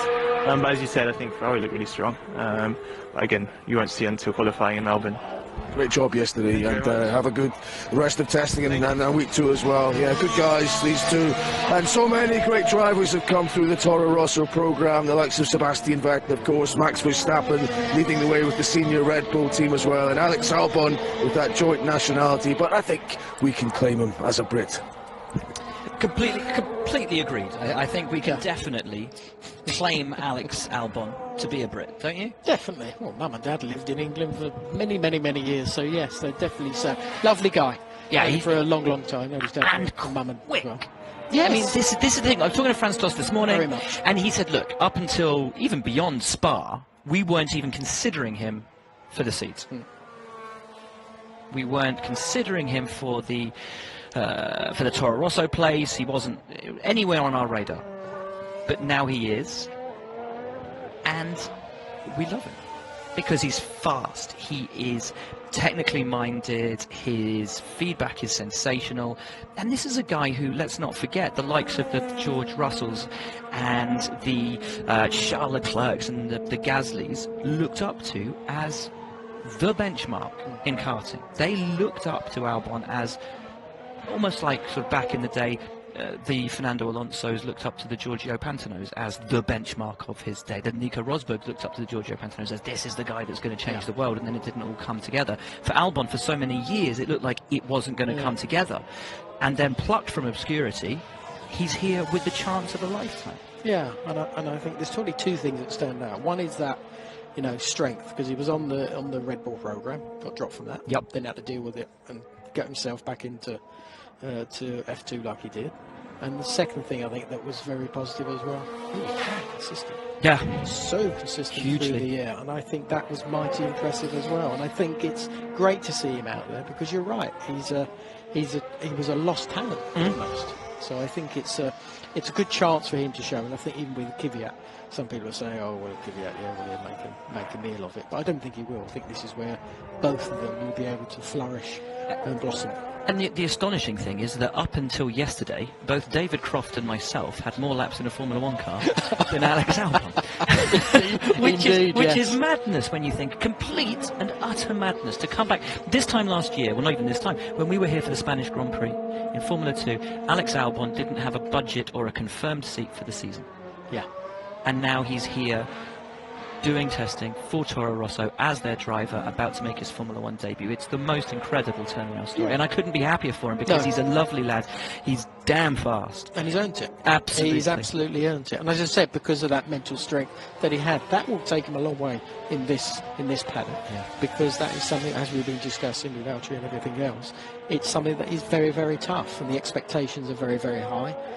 His dad's a bit of a petrol head as well, so that's going to be something with Nigel, and of course Mum, I'm sure, will be popping along as well. And it's been a family that have been involved with cars for donkey's years. So it's a car driver, isn't it? Yeah. So Kimi still leads the way, 117.762, now a whopping 138 laps on the board. Sebastian Vettel 133. P4, then it's Verstappen, P3, Hulkenberg P4, Kvyat, Grosjean, Fittipaldi's had an impressive day, I think. Great to see that name back on a Formula 1 timesheet. Christian Fittipaldi, a driver who was racing at the same time as you. It was, doing that lovely 360 flip in Monza. Oh, you may remember. landing on his gearbox. Landing right back on, yeah, on the wheels. Yeah, on the gearbox, back on the wheels. Unbelievable. Good old Christian. Sainz 8th, Ricciardo 9th, then Perez, Bottas, Hamilton, Russell. The bottom three, Russell's pulled it back up to a 125.6, so starting to push that Williams through its paces. I don't think we should be too worried about Bottas and Hamilton in the 1:20s with Raikkonen up on a 1:17.7. I'm going to say heavy fuel and not really worrying about things on the harder compound tyres, as is their want, as is their tradition, as is their now annual testing programme. I think you're spot on with that one, yes. I think they I will not be able to get... Once a year, I'm spot on. I've shot my bolt in the first, very early. in the first few days. Yeah. Oh. But that's good, because there was a little tiny unknown. There's probably a lot of people. They started to use it on day 2, and then Daniel lost that upper element going down into turn 1. So after that point, they welded it shut for this morning. Hulkenberg did not have DRS usage at all. You can just see there the aperture opening. Ricciardo does have DRS use, but he's still a fair chunk off Hulkenberg's time. Hulkenberg did set his lap, we believe, on the C4 tyre, so the softer, not softest. Daniel, it looks like he's out on a C1 or a C2. Yeah, something like that. But it's difficult to get a read on Renault at the moment, I think, because they've had those problems with the DRS, because they're really, out of all the teams, they're the ones that are really mixing up their tyre usage between all of the 5 compounds. Very, very hard to get a read on where they're at on such a pivotal year for them, where they've got to deliver a good car. For Nico Hulkenberg, Cyril Beatable has said it's a make or break year for him. Yeah. And for Daniel Ricciardo, who is used to and expects nothing but fighting for podiums and race wins. Yeah, well, it is something we sort of expect Renault to be the Renault of old. It's a bit locking up going through that final chicane. It's a tricky little thing that is on the entrance, especially. It's something that expectations, yeah, are always high with Renault, with the history that they've always been able to achieve good things, especially in sort of the first turbo sort of era, where they kicked it all off in 1976, I think it was, 76, 77. And of course then all the success they had with Williams and Damon and Nigel, for example, and of course then latterly with Sebastian at Red Bull as well. So it's something that we need to see from them. I think there's a lot of pressure on them as a manufacturer coming back into play like they have over the last couple of years, and it's especially for the team, it's something that they've got to make movements, because everybody else is. You know, I think we've got Racing Point. I think they're going to be quite a decent. You've got to remember not to call them Force India. I think I've done that about 12 times this week. I think I've done Sauber for yes. Alpha as well. I've done that once, so yeah, it's going to catch us out for a little bit. Absolutely. But anyway, they've got to move up, because the other teams are starting to motor forward, and that middle gap that we had last year to the big 3 is going to be smaller. Yeah. So the fight is going to be even tougher. Fantastic.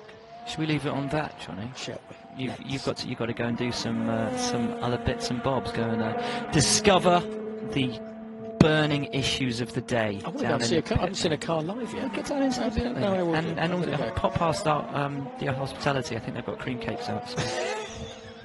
No, fat enough as it is. No more.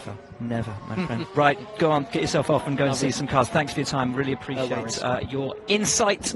As always, mate, thank you so much. Tom Clarkson and Alex Sheck are back.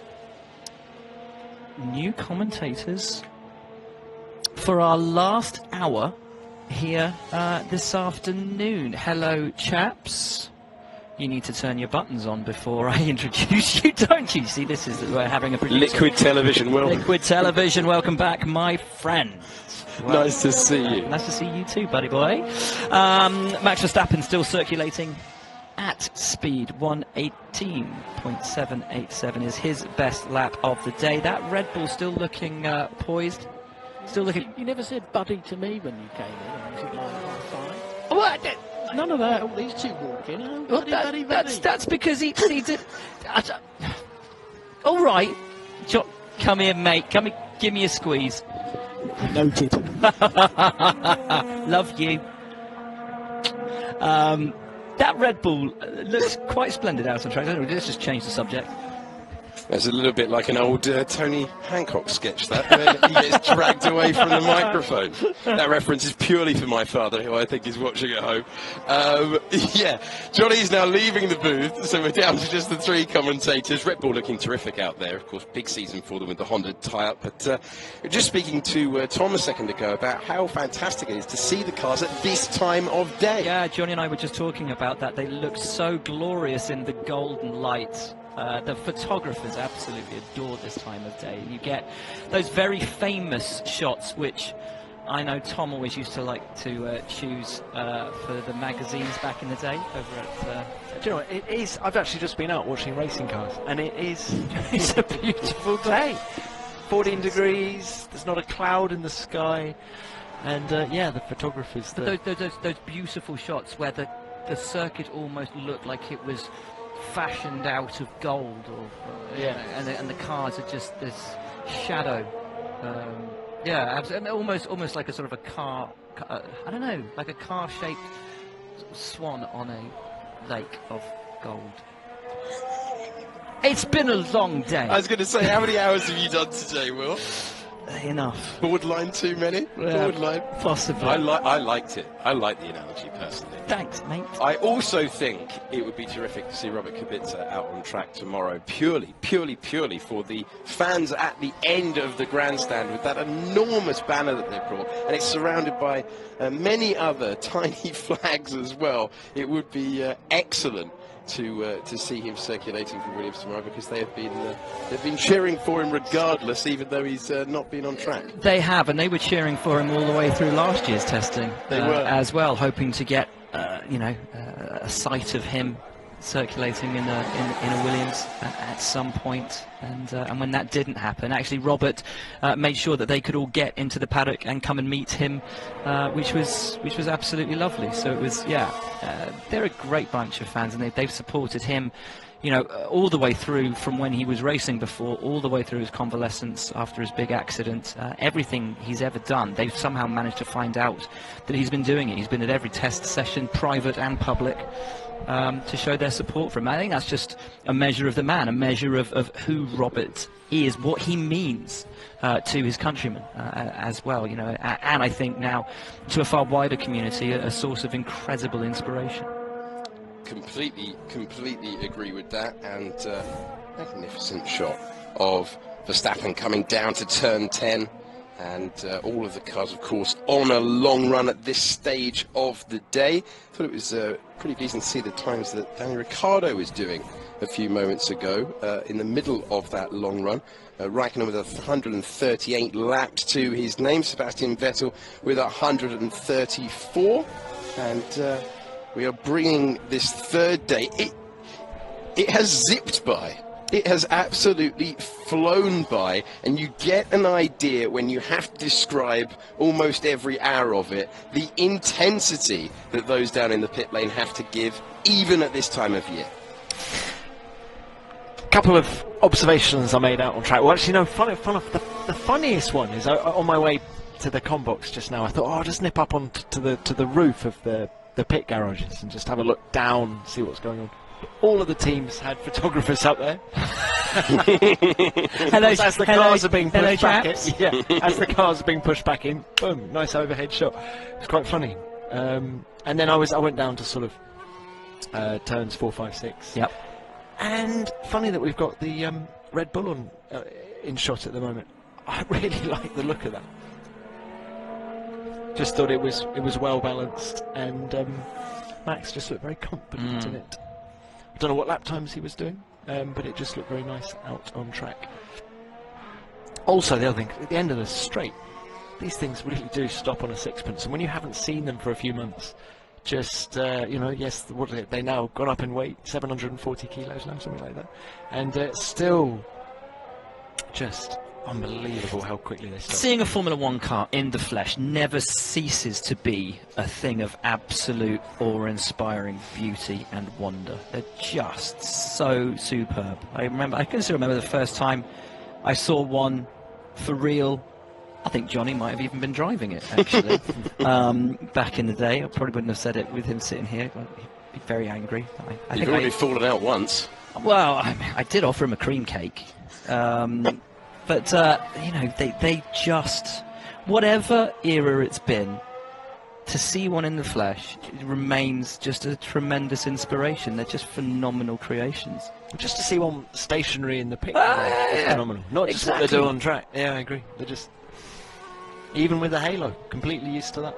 I'm completely used to it now.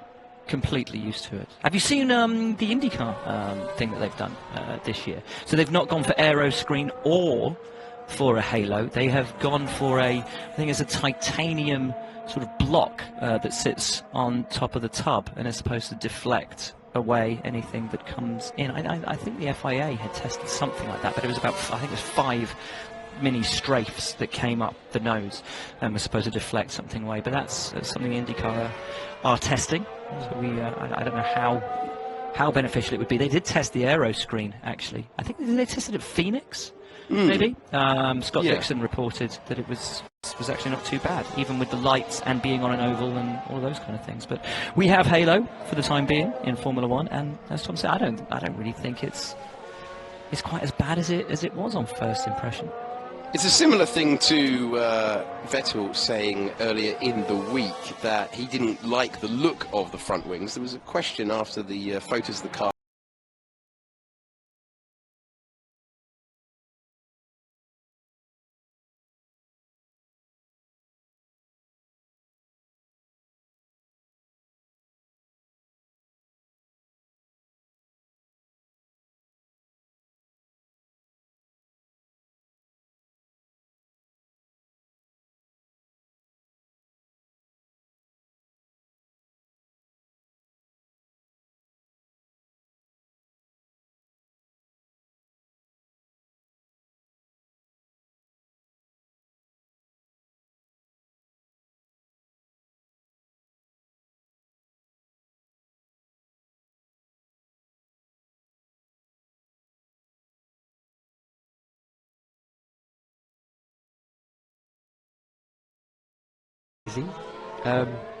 But I mean, it's just as we look at George Russell just putting the mileage on the FW42, I'm not convinced that's behaving particularly well. No, he's had a few moments, hasn't he? This Well, I afternoon. mean, it is only his 13th lap in it.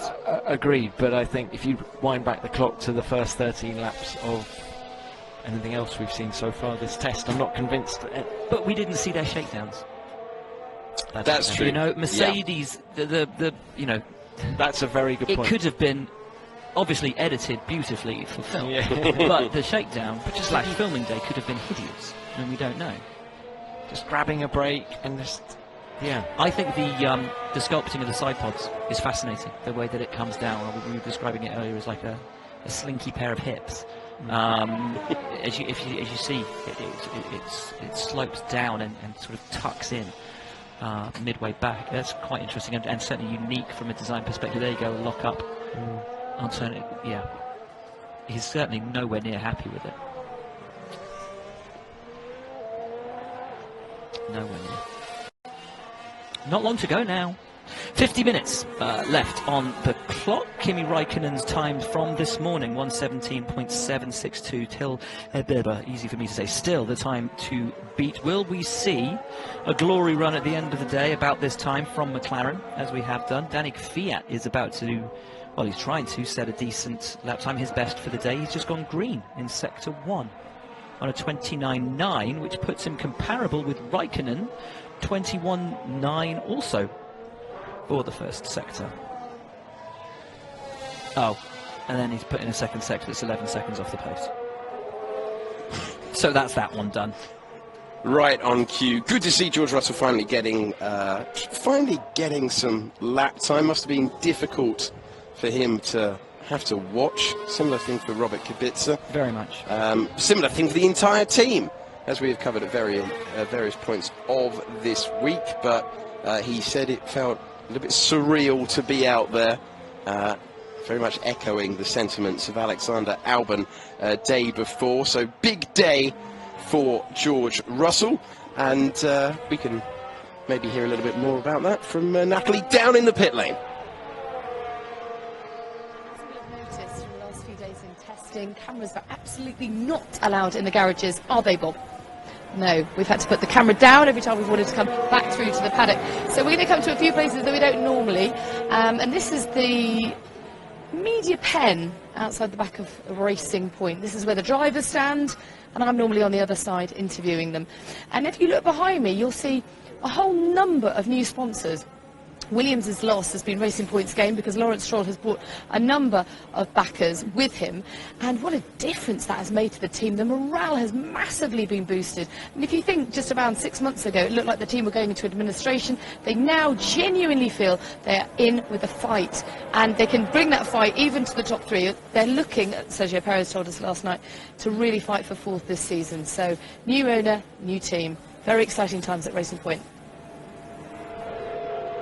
It is exciting times at Racing Point. I'm looking forward to seeing what that design team can do. Let off the hook, unleashed. Yeah, I am too, and the team has been very honest about the fact that this isn't the final version of their car. They will have a substantial upgrade package on it by the time we get to Melbourne. And, you know, we've spoken about Williams and the struggles that they've had this week. Let's not forget, Force India have brought an old car to testing for the last couple of years for the first week, so it's not all doom and gloom down at Williams, and indeed it's much better than doom and gloom at Racing Point, who for the first time in a while have a car that ostensibly will be its 2019 car, with a massive upgrade package booked in for when we get to Australia. But yeah, really good spirit, really good feeling down at the team. I think after the struggles that they've been through over the last year, to know that they are in a financially secure place, that Lawrence Stroll and the investment team that have salvaged the company are already making moves to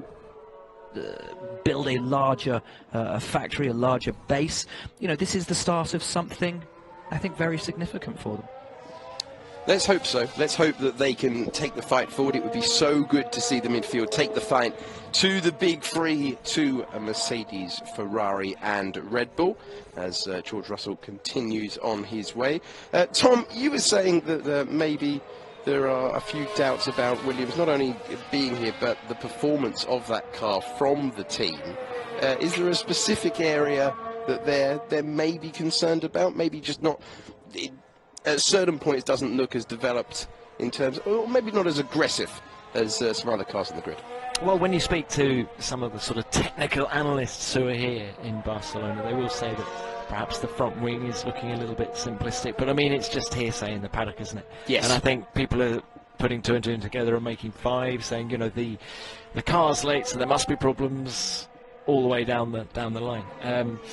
But what is a little bit frustrating about them arriving late here is there wasn't one particular part that was delaying it, and it's as if Paddy Lowe, the technical director, he hasn't been that specific, I don't think, with the senior management of the team as to what has delayed the whole project. If you knew that it was just an issue with one particular element of it that was slow in production, then it's a sort of easier to get your head around than if it's just, no, it's all late. Because there were rumours there was something to do with the brakes, wasn't it? And that proved not to be true. Reason why it was late? Yeah. I mean, again, the people I've spoken to they said they genuinely, there was nothing, not one particular reason. It was just, it was as if someone had forgotten to tell the relevant person that testing was a week earlier this year. You know, nothing specifically the problem. But anyway, it's great to see them out, although he's not actually going much quicker at the minute, Russell, is he? He seems to sort of, good sector one, and then it sort of slips away over the rest of the lap. But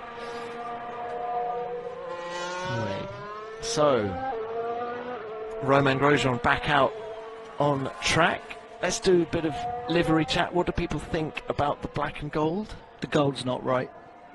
The wrong... It needs to be more... We spoke about this already. The gold as gold great concept, but it doesn't work. You need a kind of almost a creamy bronze if it's going to work. It doesn't stand out, particularly in this light. Yeah, with the golden sunlight coming down, you can barely sort of make it out. It's something that Lotus learnt quite quickly with their car. So yeah, they changed want it through the year, didn't they? The Haas pings very much because you've got that bold silver on the black, but if you want the gold to ping, I think, yeah, they're going to have to dial it back a little bit. I guess, is it the same colour as the actual can? I've never seen a can. I've never seen a can either. They must have some down there. Well, if you say so. You would expect so, given what we normally see from other drinks manufacturers that are involved heavily in this sport. Indeed. I've towed the line there, Will. It's okay. No brands mentioned. Tom, is there a livery that you think is better than the black and gold? What do we make of the liveries for 2019? What do you want to see? I've really enjoyed seeing that the Ferrari. Yeah, and I maintain that I think Enzo is turning in his grave, but it does look quite good, doesn't it? Very distinctive. It's a bit orangey. I think that's the issue that Enzo might have with it. Yeah, but of course the team had a lot of success with an orangey red in the 2000s, so not the worst thing in the world. It's in the flesh when you see it up close. The matte red is lovely. And I've always liked the matte navy of the Red Bull with the slightly glossy decals on it. So for the Ferrari, and I like the black against the red as well. I think that looks pretty mega. We were talking earlier that we'd like to see either gold or black rims. Yeah, take it back there. Would be very cool, just to finish it off nicely. I quite like this. I think the Williams looks good. I quite like the Williams in light blue. Oh, it's much better in the flesh than it was on photos. Yeah, the launch photos were a tad worrying, but that does look good on track. Almost 90s Benetton vibes there, the side of the car. Oh, late night, you mean late 90s? Yeah. Yeah, rather than the early yellow and green yeah, ones. yeah. But yeah, well, just before the Renault carried a similar colour as well. When a grandstand around this racetrack, when Fernando Alonso was in those colours, just complete sea of blue. Yes. In years gone by. Well, of course, the flag of Oviedo is same colour. Is light blue.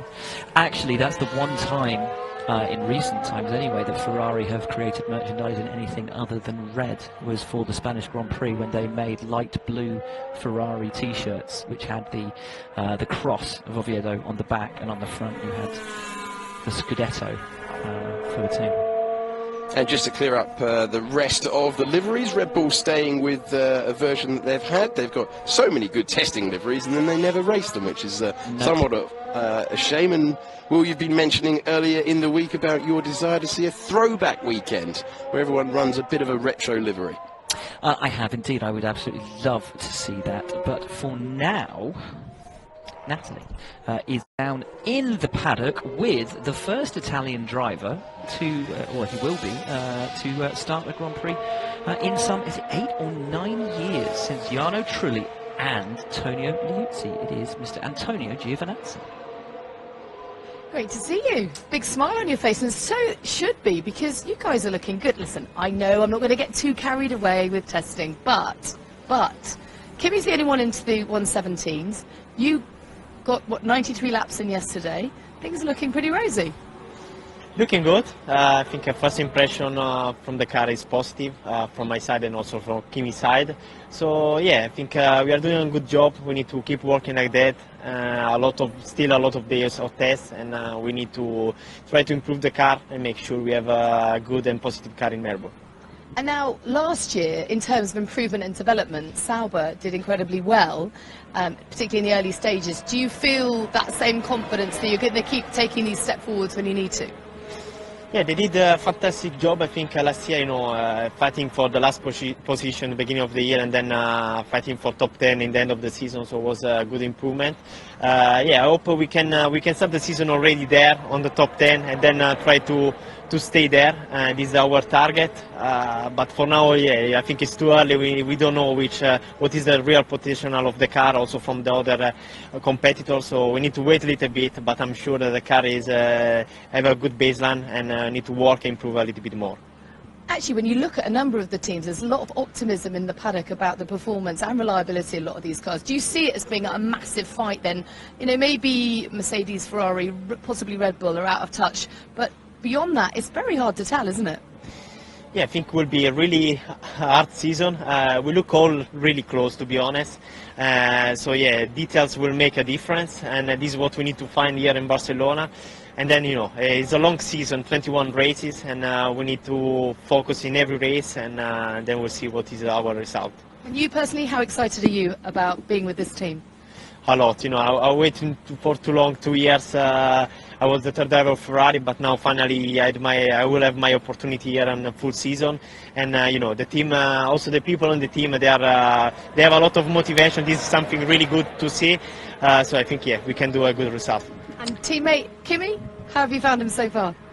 I think I have a really good teammate, a really strong teammate. But from the other side, I think Kimi can be a really good teacher for me, but also a good reference about the result. So, but I think the main thing is to work together, work really good together, and make the best result for the team. Fantastic to see you. Thank you so much for your time. Thank you very much. Thank you. There's a really good vibe going on.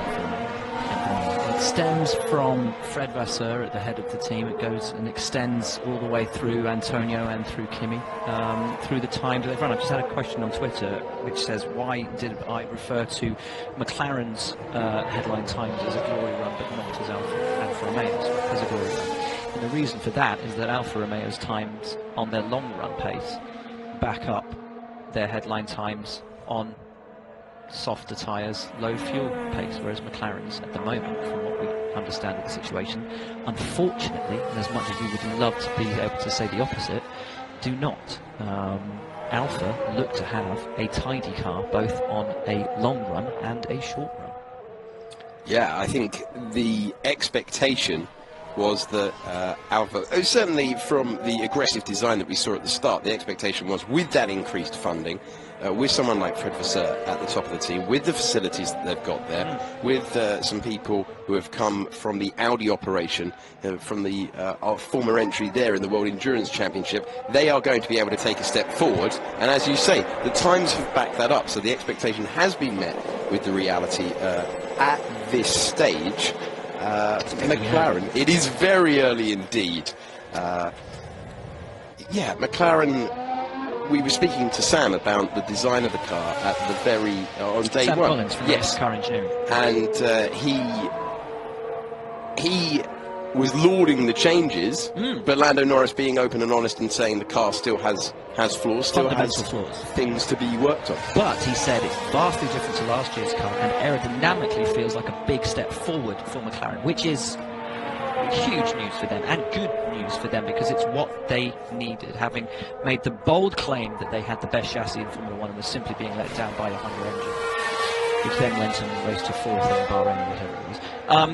You know, and they still struggled with their car last year with an engine in the back that was winning Grand Prix. So the changes needed to be run, have been run. Young, fresh voices and ideas are coming through at McLaren as they await the arrival of James Key, who could be the key to unlock the potential at the team. It's I think really exciting times at McLaren and just the start. We were asking questions about George Russell and Williams and the car. I've just seen a report that Williams have admitted that sadly not all of the parts are here to allow them to begin the aerodynamic development and testing that they need on the car. So what they have out there at the moment is unfortunately a very rudimentary version of their car. I think there are going to be more parts arriving tonight. Absolutely, but just in terms of what we're seeing today at the moment. Yes, yes. There is Lewis Hamilton. Is it Lewis or is it Valtteri at the moment? It's Lewis, isn't it? It is Lewis. They've been swapping the clues with the number and the helmet.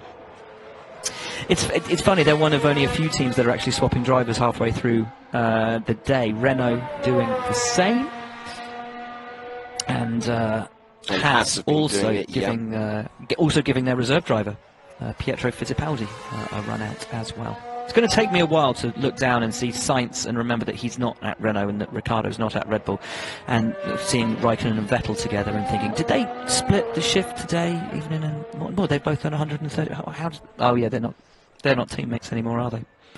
It's going to take a while. 10 changes to this year's grid. Biggest shake-up in a long time. You've got a generational shift with 3 drivers coming up from Formula 2. Big moment for Lewis Hamilton. No, I wasn't going to say that. I was going to say if they've got photographers up at turn 9, this is a great time of day to get a rear shot, because as we saw him coming through there, the diffuser was beautifully lit. You could see all the detail on that. If we get a replay of it, a slowed down replay of that coming through, there you go. You see again, got all of the detailing when the sunlight at this time of day is on the rear there. I'm not sure if he hasn't got any.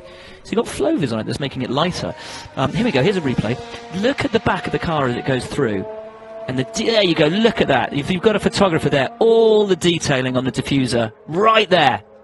That's going to be a great shot for whoever's out there at the moment. Mad dash of photographers. Quick, run! We shouldn't be on the roof after all. Yeah, exactly. We've done the aerial shot. Now we do the bridge. Excellent. Really, really good. Really, really good. We were talking, before we threw down to Natalie, with Antonio, about the concept of potentially Formula 1 having a throwback race, as NASCAR does. Yes. And the idea for that. Each team does a retro livery. Do we think that's a good idea, yes or no? Absolutely, yes. I think it was excellent when Renault did it for their anniversary of just with their shirts. Just with the shirts, and it's just something different. It's something that I think fans would buy into. I think when you look at an event like the Goodwood Revival and the scenes you see there, totally. it's a wonderful thing, and I think it would mark out maybe a race as Lewis goes deep at turn number 10 and gathers it all together. I think it would be something that it would make a real spectacle of one specific race. Agreed. Here we go, down into the break. They've still got that oscillation on the rear wing. I'm not sure if taking away the T-wing at the back of the Mercedes has added to that oscillation on the rear wing, but we see it at speed on the straights. So between turns 9 and 10 and down the start-finish straight, the rear wing on that Mercedes is oscillating quite distinctly left and right. Let's take a look at Lewis now. There you go, as he comes under braking. Real oscillation.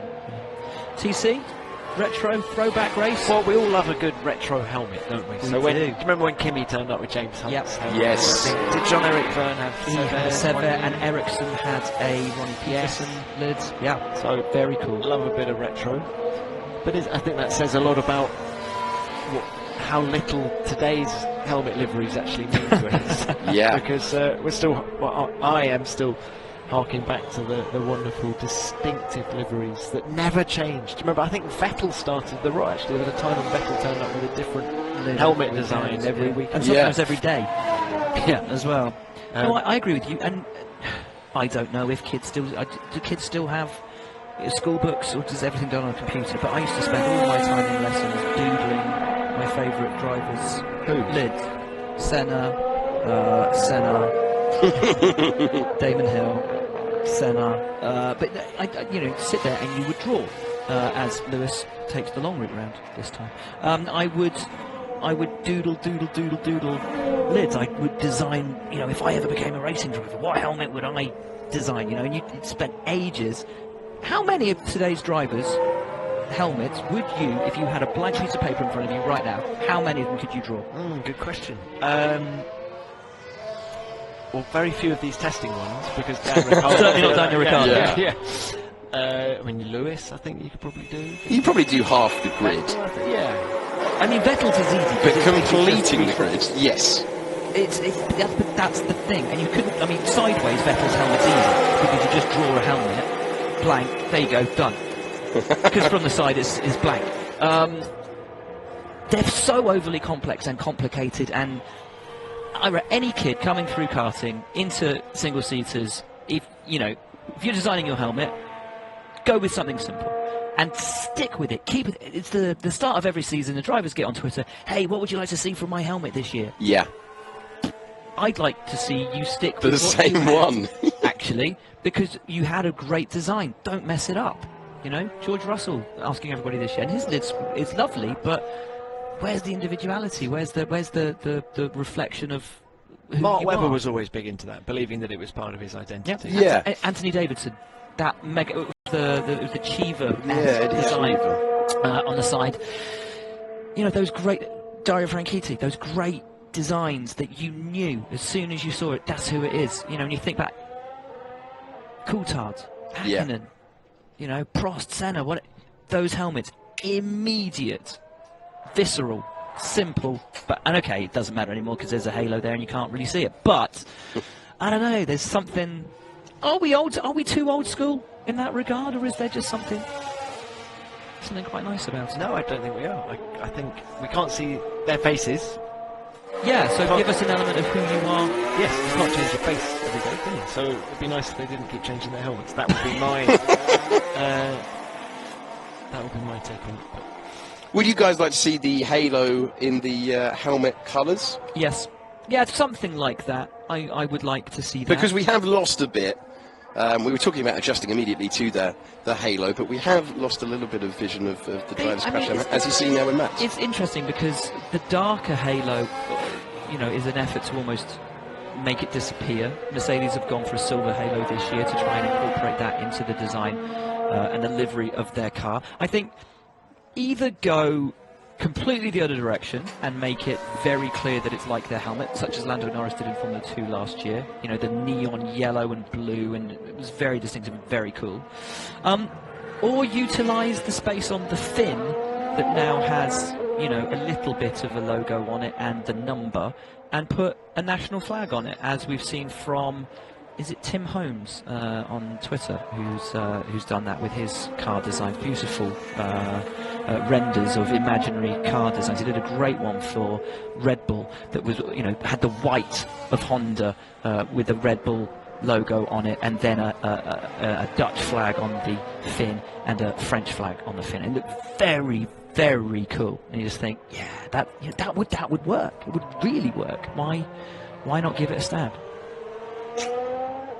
Why not indeed? I don't have an answer for that. Wish I did. 25 minutes to go until the end of the day, and the review show that follows with Rachel and the rest of the gang, reviewing what sort of day it has been. And it has been a day where we saw Fittipaldi stop for Haas earlier on. We saw a spin for Carlos Sainz in the McLaren. Grosjean then stopped very early on in the afternoon session, as we look at Lewis Hamilton in the pits. And the main headline from the day, I guess you'd have to say, is that Williams finally taking to the circuit, but without the full complement of parts they would but require. At least they're on track. Yeah, absolutely. In a 2019 car, and the fact, you know, round of applause from the whole pit lane, media, other teams, from the fans in the grandstands, just reflects the respect, the admiration, because everybody knows that if they could have been here on day one, they would have been. And they have been working their tails off back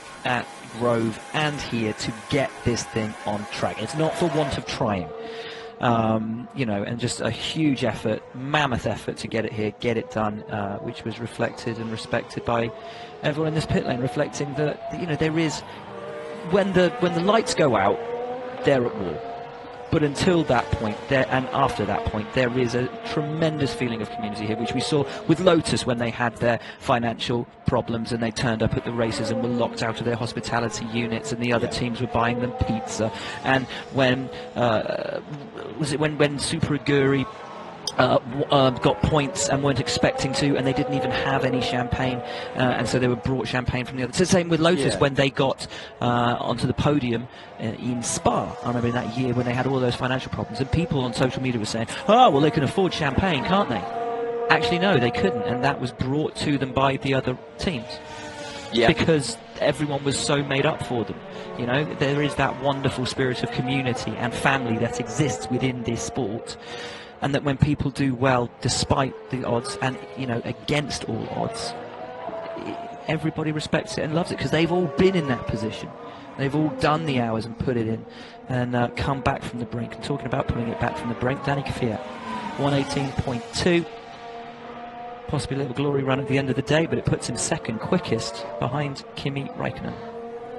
It's great to see someone going for a lap time at this time. Yes, it is. I want to see Ricciardo's doing the same thing as well. They Personal best in both sectors. I bet they've got a whole load of hypersofts left over from last year that they don't need, right? Give them free fuel for the last 15 minutes, as many sets of hypersofts as they want.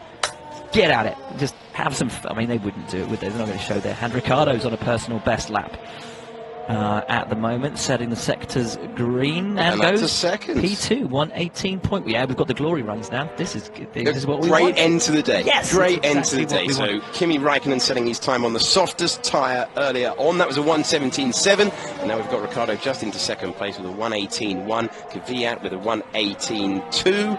And it'd be great to see a bit of attacking driving to finish off this third day in the afternoon session, and Ricciardo pushing that Renault for the first time. It was a great lap from Kimi earlier. I bumped into Ruth Buscombe from Alfa Romeo, very nearly said Sauber, over the lunch break, and I said, hey, you know, how's it going? How are you? And she just looked at me and she went, purple. Okay, nice, very nice. As I said, there's a really good feeling of confidence down there. The whole team's feeling good. Picture it, frame it, there it is. How many times will we see Kimi at the top of the times? But yeah, it's good to see Renault up there. Yeah. Because one of the things that I feel has been a consistent message from the drivers, all of the Renault-powered drivers so far, is when you ask them, yeah, what do you feel about the progress Renault have made over the winter? They've been a little bit wishy-washy in their answers. Ask anyone at Red Bull or Toro Rosso, and they're adamant and happy to eulogise about the progress that Honda have made. Whereas Renault, they've been a little bit more reticent to sort of praise it. Not to say it's not there, maybe they just haven't wound it up yet. Are they trying to wind back expectation? Could be a bit of that. That could be a message from on high, couldn't it? But yeah, please don't build it up too much. I mean, they're saying, Renault, that they've made huge gains, but it was just, I thought it was an interesting take from all of the drivers to be just a little bit more reserved than anyone else. So anyway, but Ricciardo finding a balance. That's quicker than the lap time that we saw from Leclerc yesterday, identical to the lap time that we saw from Vettel on day one. So who's left with a Renault engine now? Who's left with a Renault engine? The McLaren. Oh, of course, I keep forgetting. McLaren Renault just still doesn't quite sit right. Yeah, so Williams Renault, I could understand. McLaren Mercedes, they could just do a swap. McLaren Mercedes, Williams Renault, I'm on board with that. It's like, oh, I keep forgetting McLaren Renault. Of course. It's very easy to do. Ricciardo has set a personal best in the first sector once again. So he's still pushing. He's tailed off a little bit in the middle part of the lap as we look at the Toro Rosso plunging down the hill now. See so many lockups at this corner. You can see the red wall on the sidewall showing that he's on the faster rubber. We are in 2019 going to soft, medium and hard, and they will bring different compounds to each race, so we get a variation in that regard. One of many rule changes for this year, along with the rear wing, along with the front wings, that we were looking at earlier, and one of them most visual, oh my word. Easy for you to say, mate. We've only been doing commentary for 8 hours today. It's okay. Yeah, hour 8, and we're coming to the end of the day. One of the most visible changes was the DRS that you saw open. Not everyone has quite got on top of that. Some teams running for a long time today with the DRS not available to them. Thinking about Racing Point and thinking about Renault specifically. Indeed. Renault are running DRS again now. I've just had a tweet from Dave Ashcroft. How about the driver's face made into a decal on the front of the helmet to know who's who? Ricciardo's face makes me laugh. Didn't Valentino Rossi do that with one of his lids once in MotoGP, but it ended up looking like Sid James because it just stretched a little bit, and yeah, it looked like a Valentino Rossi secret carry-on fan. That was rather good. That shut everyone up. There is Lewis Hamilton. What do we think, guys? A 6th World Championship in the offing? I know we're only 3 days into testing, but is he going to have his work cut out for him this year? Again? I think we've seen enough to think, yes, that's going to be the case, haven't we? Yes. And I'm fascinated to see how he reacts to, if it is a even stronger challenge from Ferrari this year, how he reacts to that. This is not going to be a quick lap time. What's that appendage on the... Just leaning in to see if that's a camera, Tom. It is, it's a GoPro, and it's directed. It's directed at the front wing, I think. Yes, it is. Maybe to have a look at deflection on that front wing. Yeah, I think the big question for Hamilton, the only thing that he hasn't really been tested on in the last couple of years when he has gone to another level in terms of his driving, is the heat of a championship battle until the very end. That is what Ferrari have to deliver this year. They have to put the pressure on him throughout. Made the point yesterday that it's one thing to produce a qualifying lap in the middle of the season, like Silverstone, towards the end. That was mesmerising. And then the same thing in Singapore. But can you do that at the final race of the year in Abu Dhabi? Ferrari need to push him to produce that. Well, and if Ferrari are going to turn up with two drivers capable of winning races, so it's not just Lewis having to take on Sebastian. If it's Lewis having to take on the threat of Sebastian and Charles, and that he can go into a weekend thinking, oh, well, if I don't win, I'm going to come second. But thinking if I don't win, actually third. Oh, heavens, okay. Yeah, you know, the point swing could be so dramatic with that effect. Precisely.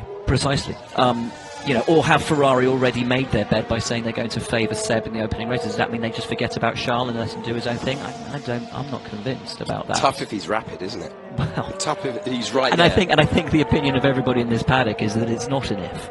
Yeah. That's tough given that he is rapid.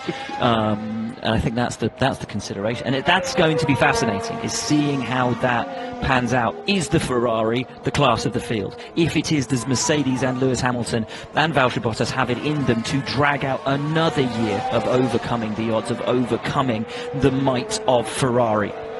And a Ferrari this year not ruled by fear and anger, but ruled by perhaps confidence. Having the confidence which we've spoken about in their abilities that they had in the 2000s that turned them into that dominant, unbeatable force. The passion from Ferrari. Bingo. And joy that Toto Wolff spoke about was so important in Mercedes turning their season around last year. Remembering to have pride in what you do, but have fun at the same time. And then how does Mercedes respond to that? That's all fascinating. Then where does Red Bull fill into the mix? What about an Alfa Romeo with a design that nobody had thought of, jumping up in there and getting a podium, if that's possible? And then the midfield. But I'm so excited about this year. Genuinely, I do. I think it's going to be great fun, because there's so many narratives, there's so many storylines, so many drivers on their last chance, so many drivers on the outside looking in, so many drivers having changed teams. There's just so much to be excited about. I can't wait to get to Australia. I think the tantalising prospect is Vettel at the peak of his powers against the Lewis Hamilton that we've seen for the last 2 years would be a championship for the ages.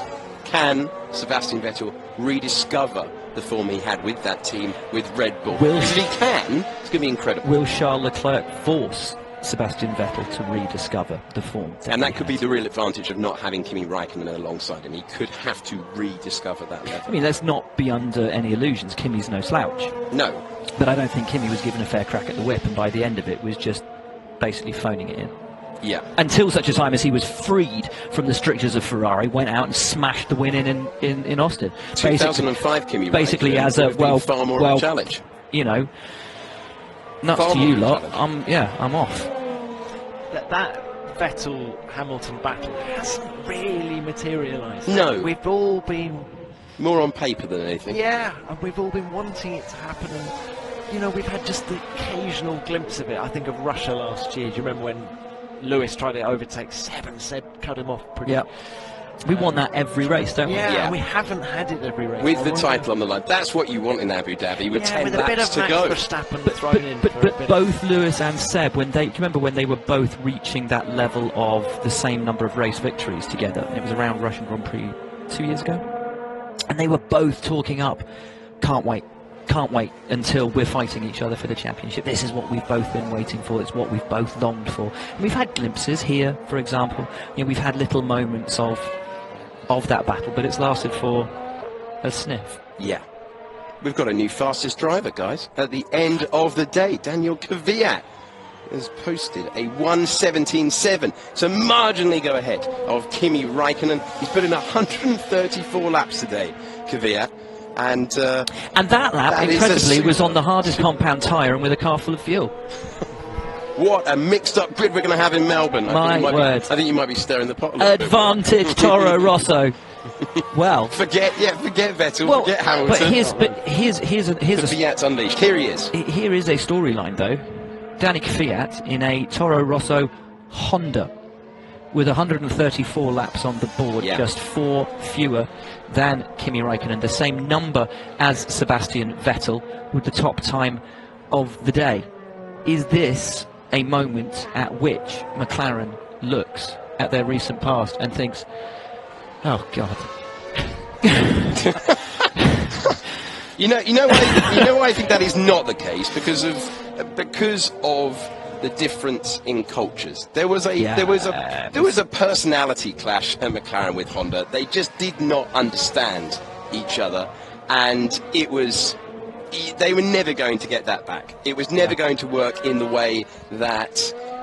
Well, remember when the back of that Toro Rosso last year was enormous compared to the car that you're looking at right now. They were given leeway by Toro Rosso to find their feet again. Yes. And I just don't see, given the start that they had with McLaren, I just don't see. Well, it was toast after the first year, wasn't it? Pretty much. Well, McLaren laid the groundwork for all the success that Red Bull are going to have now, I think. Yeah, they're going to have to watch it through their fingers in Woking. This was always the risk, but I think McLaren just needed to get out of that narrative, and that is why last year was so tough for them, because without Honda, their flaws were exposed, and that is what they are fighting back from. So it's easy to say, look what you could have won, but I don't think it would have ever worked in the same way. Yeah, and at the moment, what they could have won was day 3 of pre-season testing for 2019. So it's not the biggest prize in motorsport.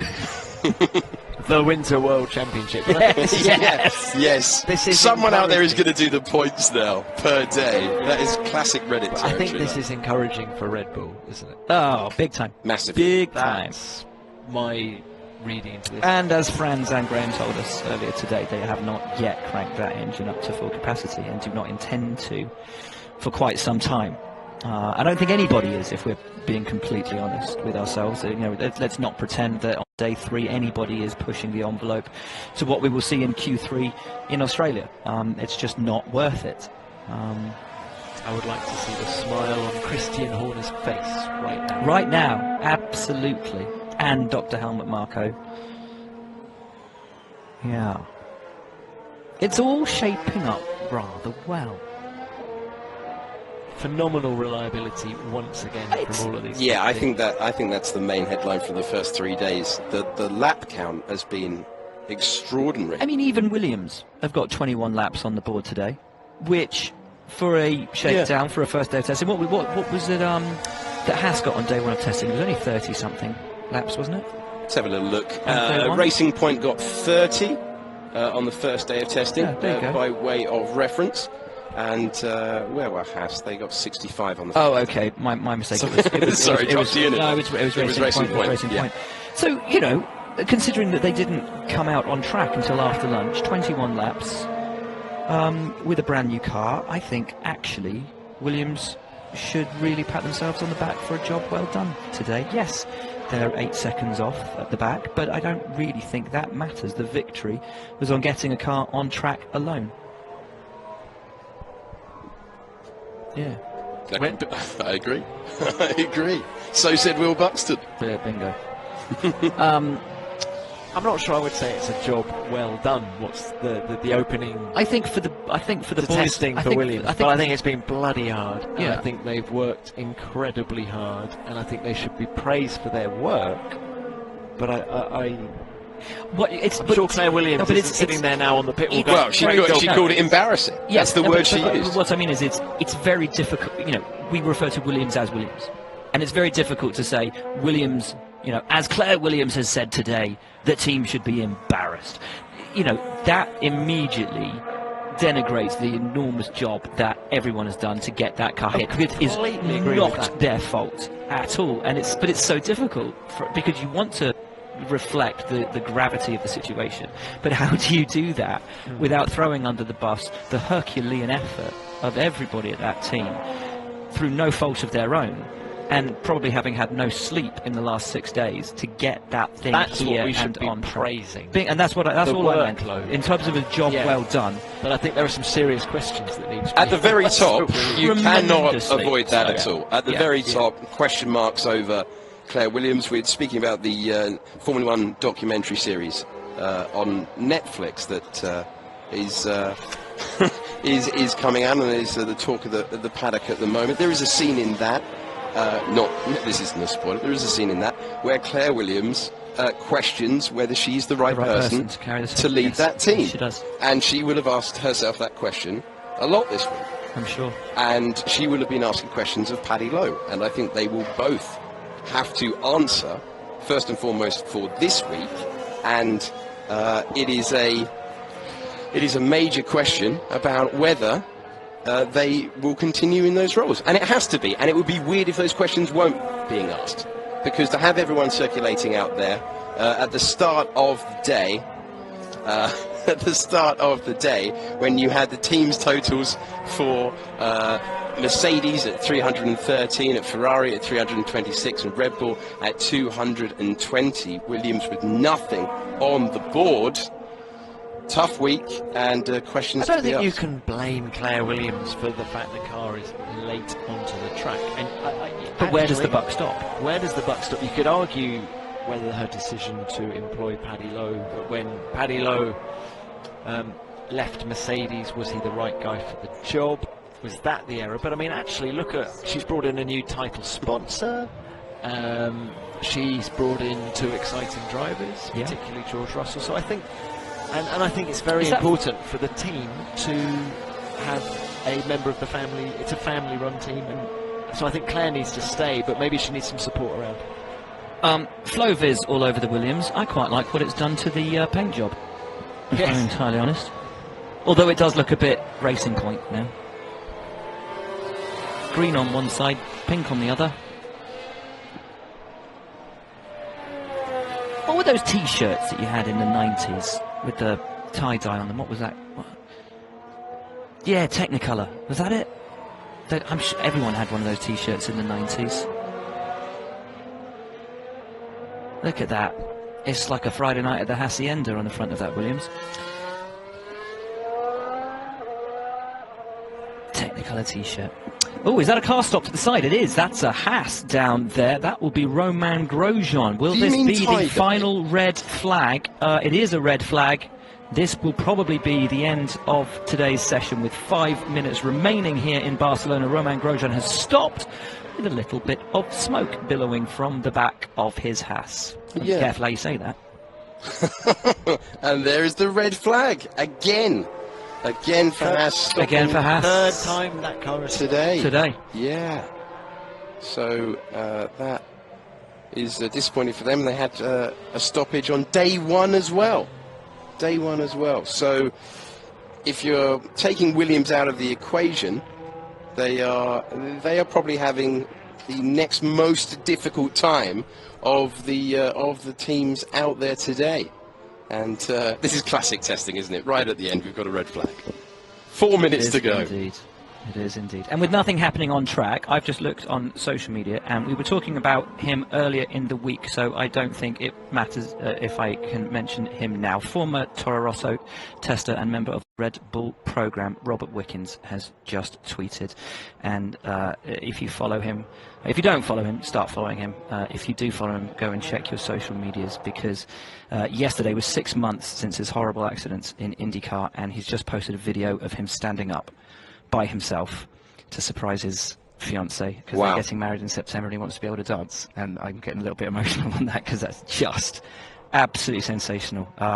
And we love Robert, who is a sensational racer, and if anyone can get through that and continue to be an inspiration, it is him. So love from everyone at Testing to Robert, and what a beautiful video to end the day as the sun sets here in Spain. And the fire extinguisher is sprayed all over the back of that Haas. As we said a moment ago, that's the third time that car has ground to halt. Romain Grosjean just helping out, taking a look. Another man who has many eggs in his omelette, by the way. Omelette watch, it's back at the end of the day. Good for. He was having a very large omelette for breakfast this morning, and he hasn't actually had an opportunity to sweat it out, wear it off, as the day has gone on, because that Haas in his hands has only done 69 laps, which seems a lot on the one hand when you compare it to Williams, but actually compared to the largest lap count of 138, Kimi Raikkonen, it is not quite there. So what do we make of it? What sort of day has it been? What sort of day has it been as Mr. Buxton takes his exit to go downstairs and get the thoughts of those driving today, and maybe even those just watching today. It has been a good day once again for Ferrari. We have seen some headline-grabbing times from Toro Rosso, from Alfa Romeo. Still have to think about what team that is called. Still have to go through that process. And then Danny Ricciardo setting that time for Renault, but Ferrari still showing more of a hand than Mercedes. But don't be fooled by the times that they're putting in. That, to me, just shows how confident they are. How confident they are. And, you know, no one's going to think that Mercedes in 11th and 12th, Bottas ahead of Hamilton again, are going to languish down there as the season goes on. So, you know, the big guys, I think, keeping their powder dry, and the smaller teams, the Toro Rossos, I think, just letting rip a little bit, maybe just pushing the boundaries of that Honda power unit, maybe just give information, if nothing else, to the senior team. But it's just such a mix-up. When you compare it to this time last year, Alex, where you had, you know, the spoils were very much shared between Mercedes and Ferrari last year. Yes, that is true. It was -10 and it was snowing and there was not much running and this and that and the other.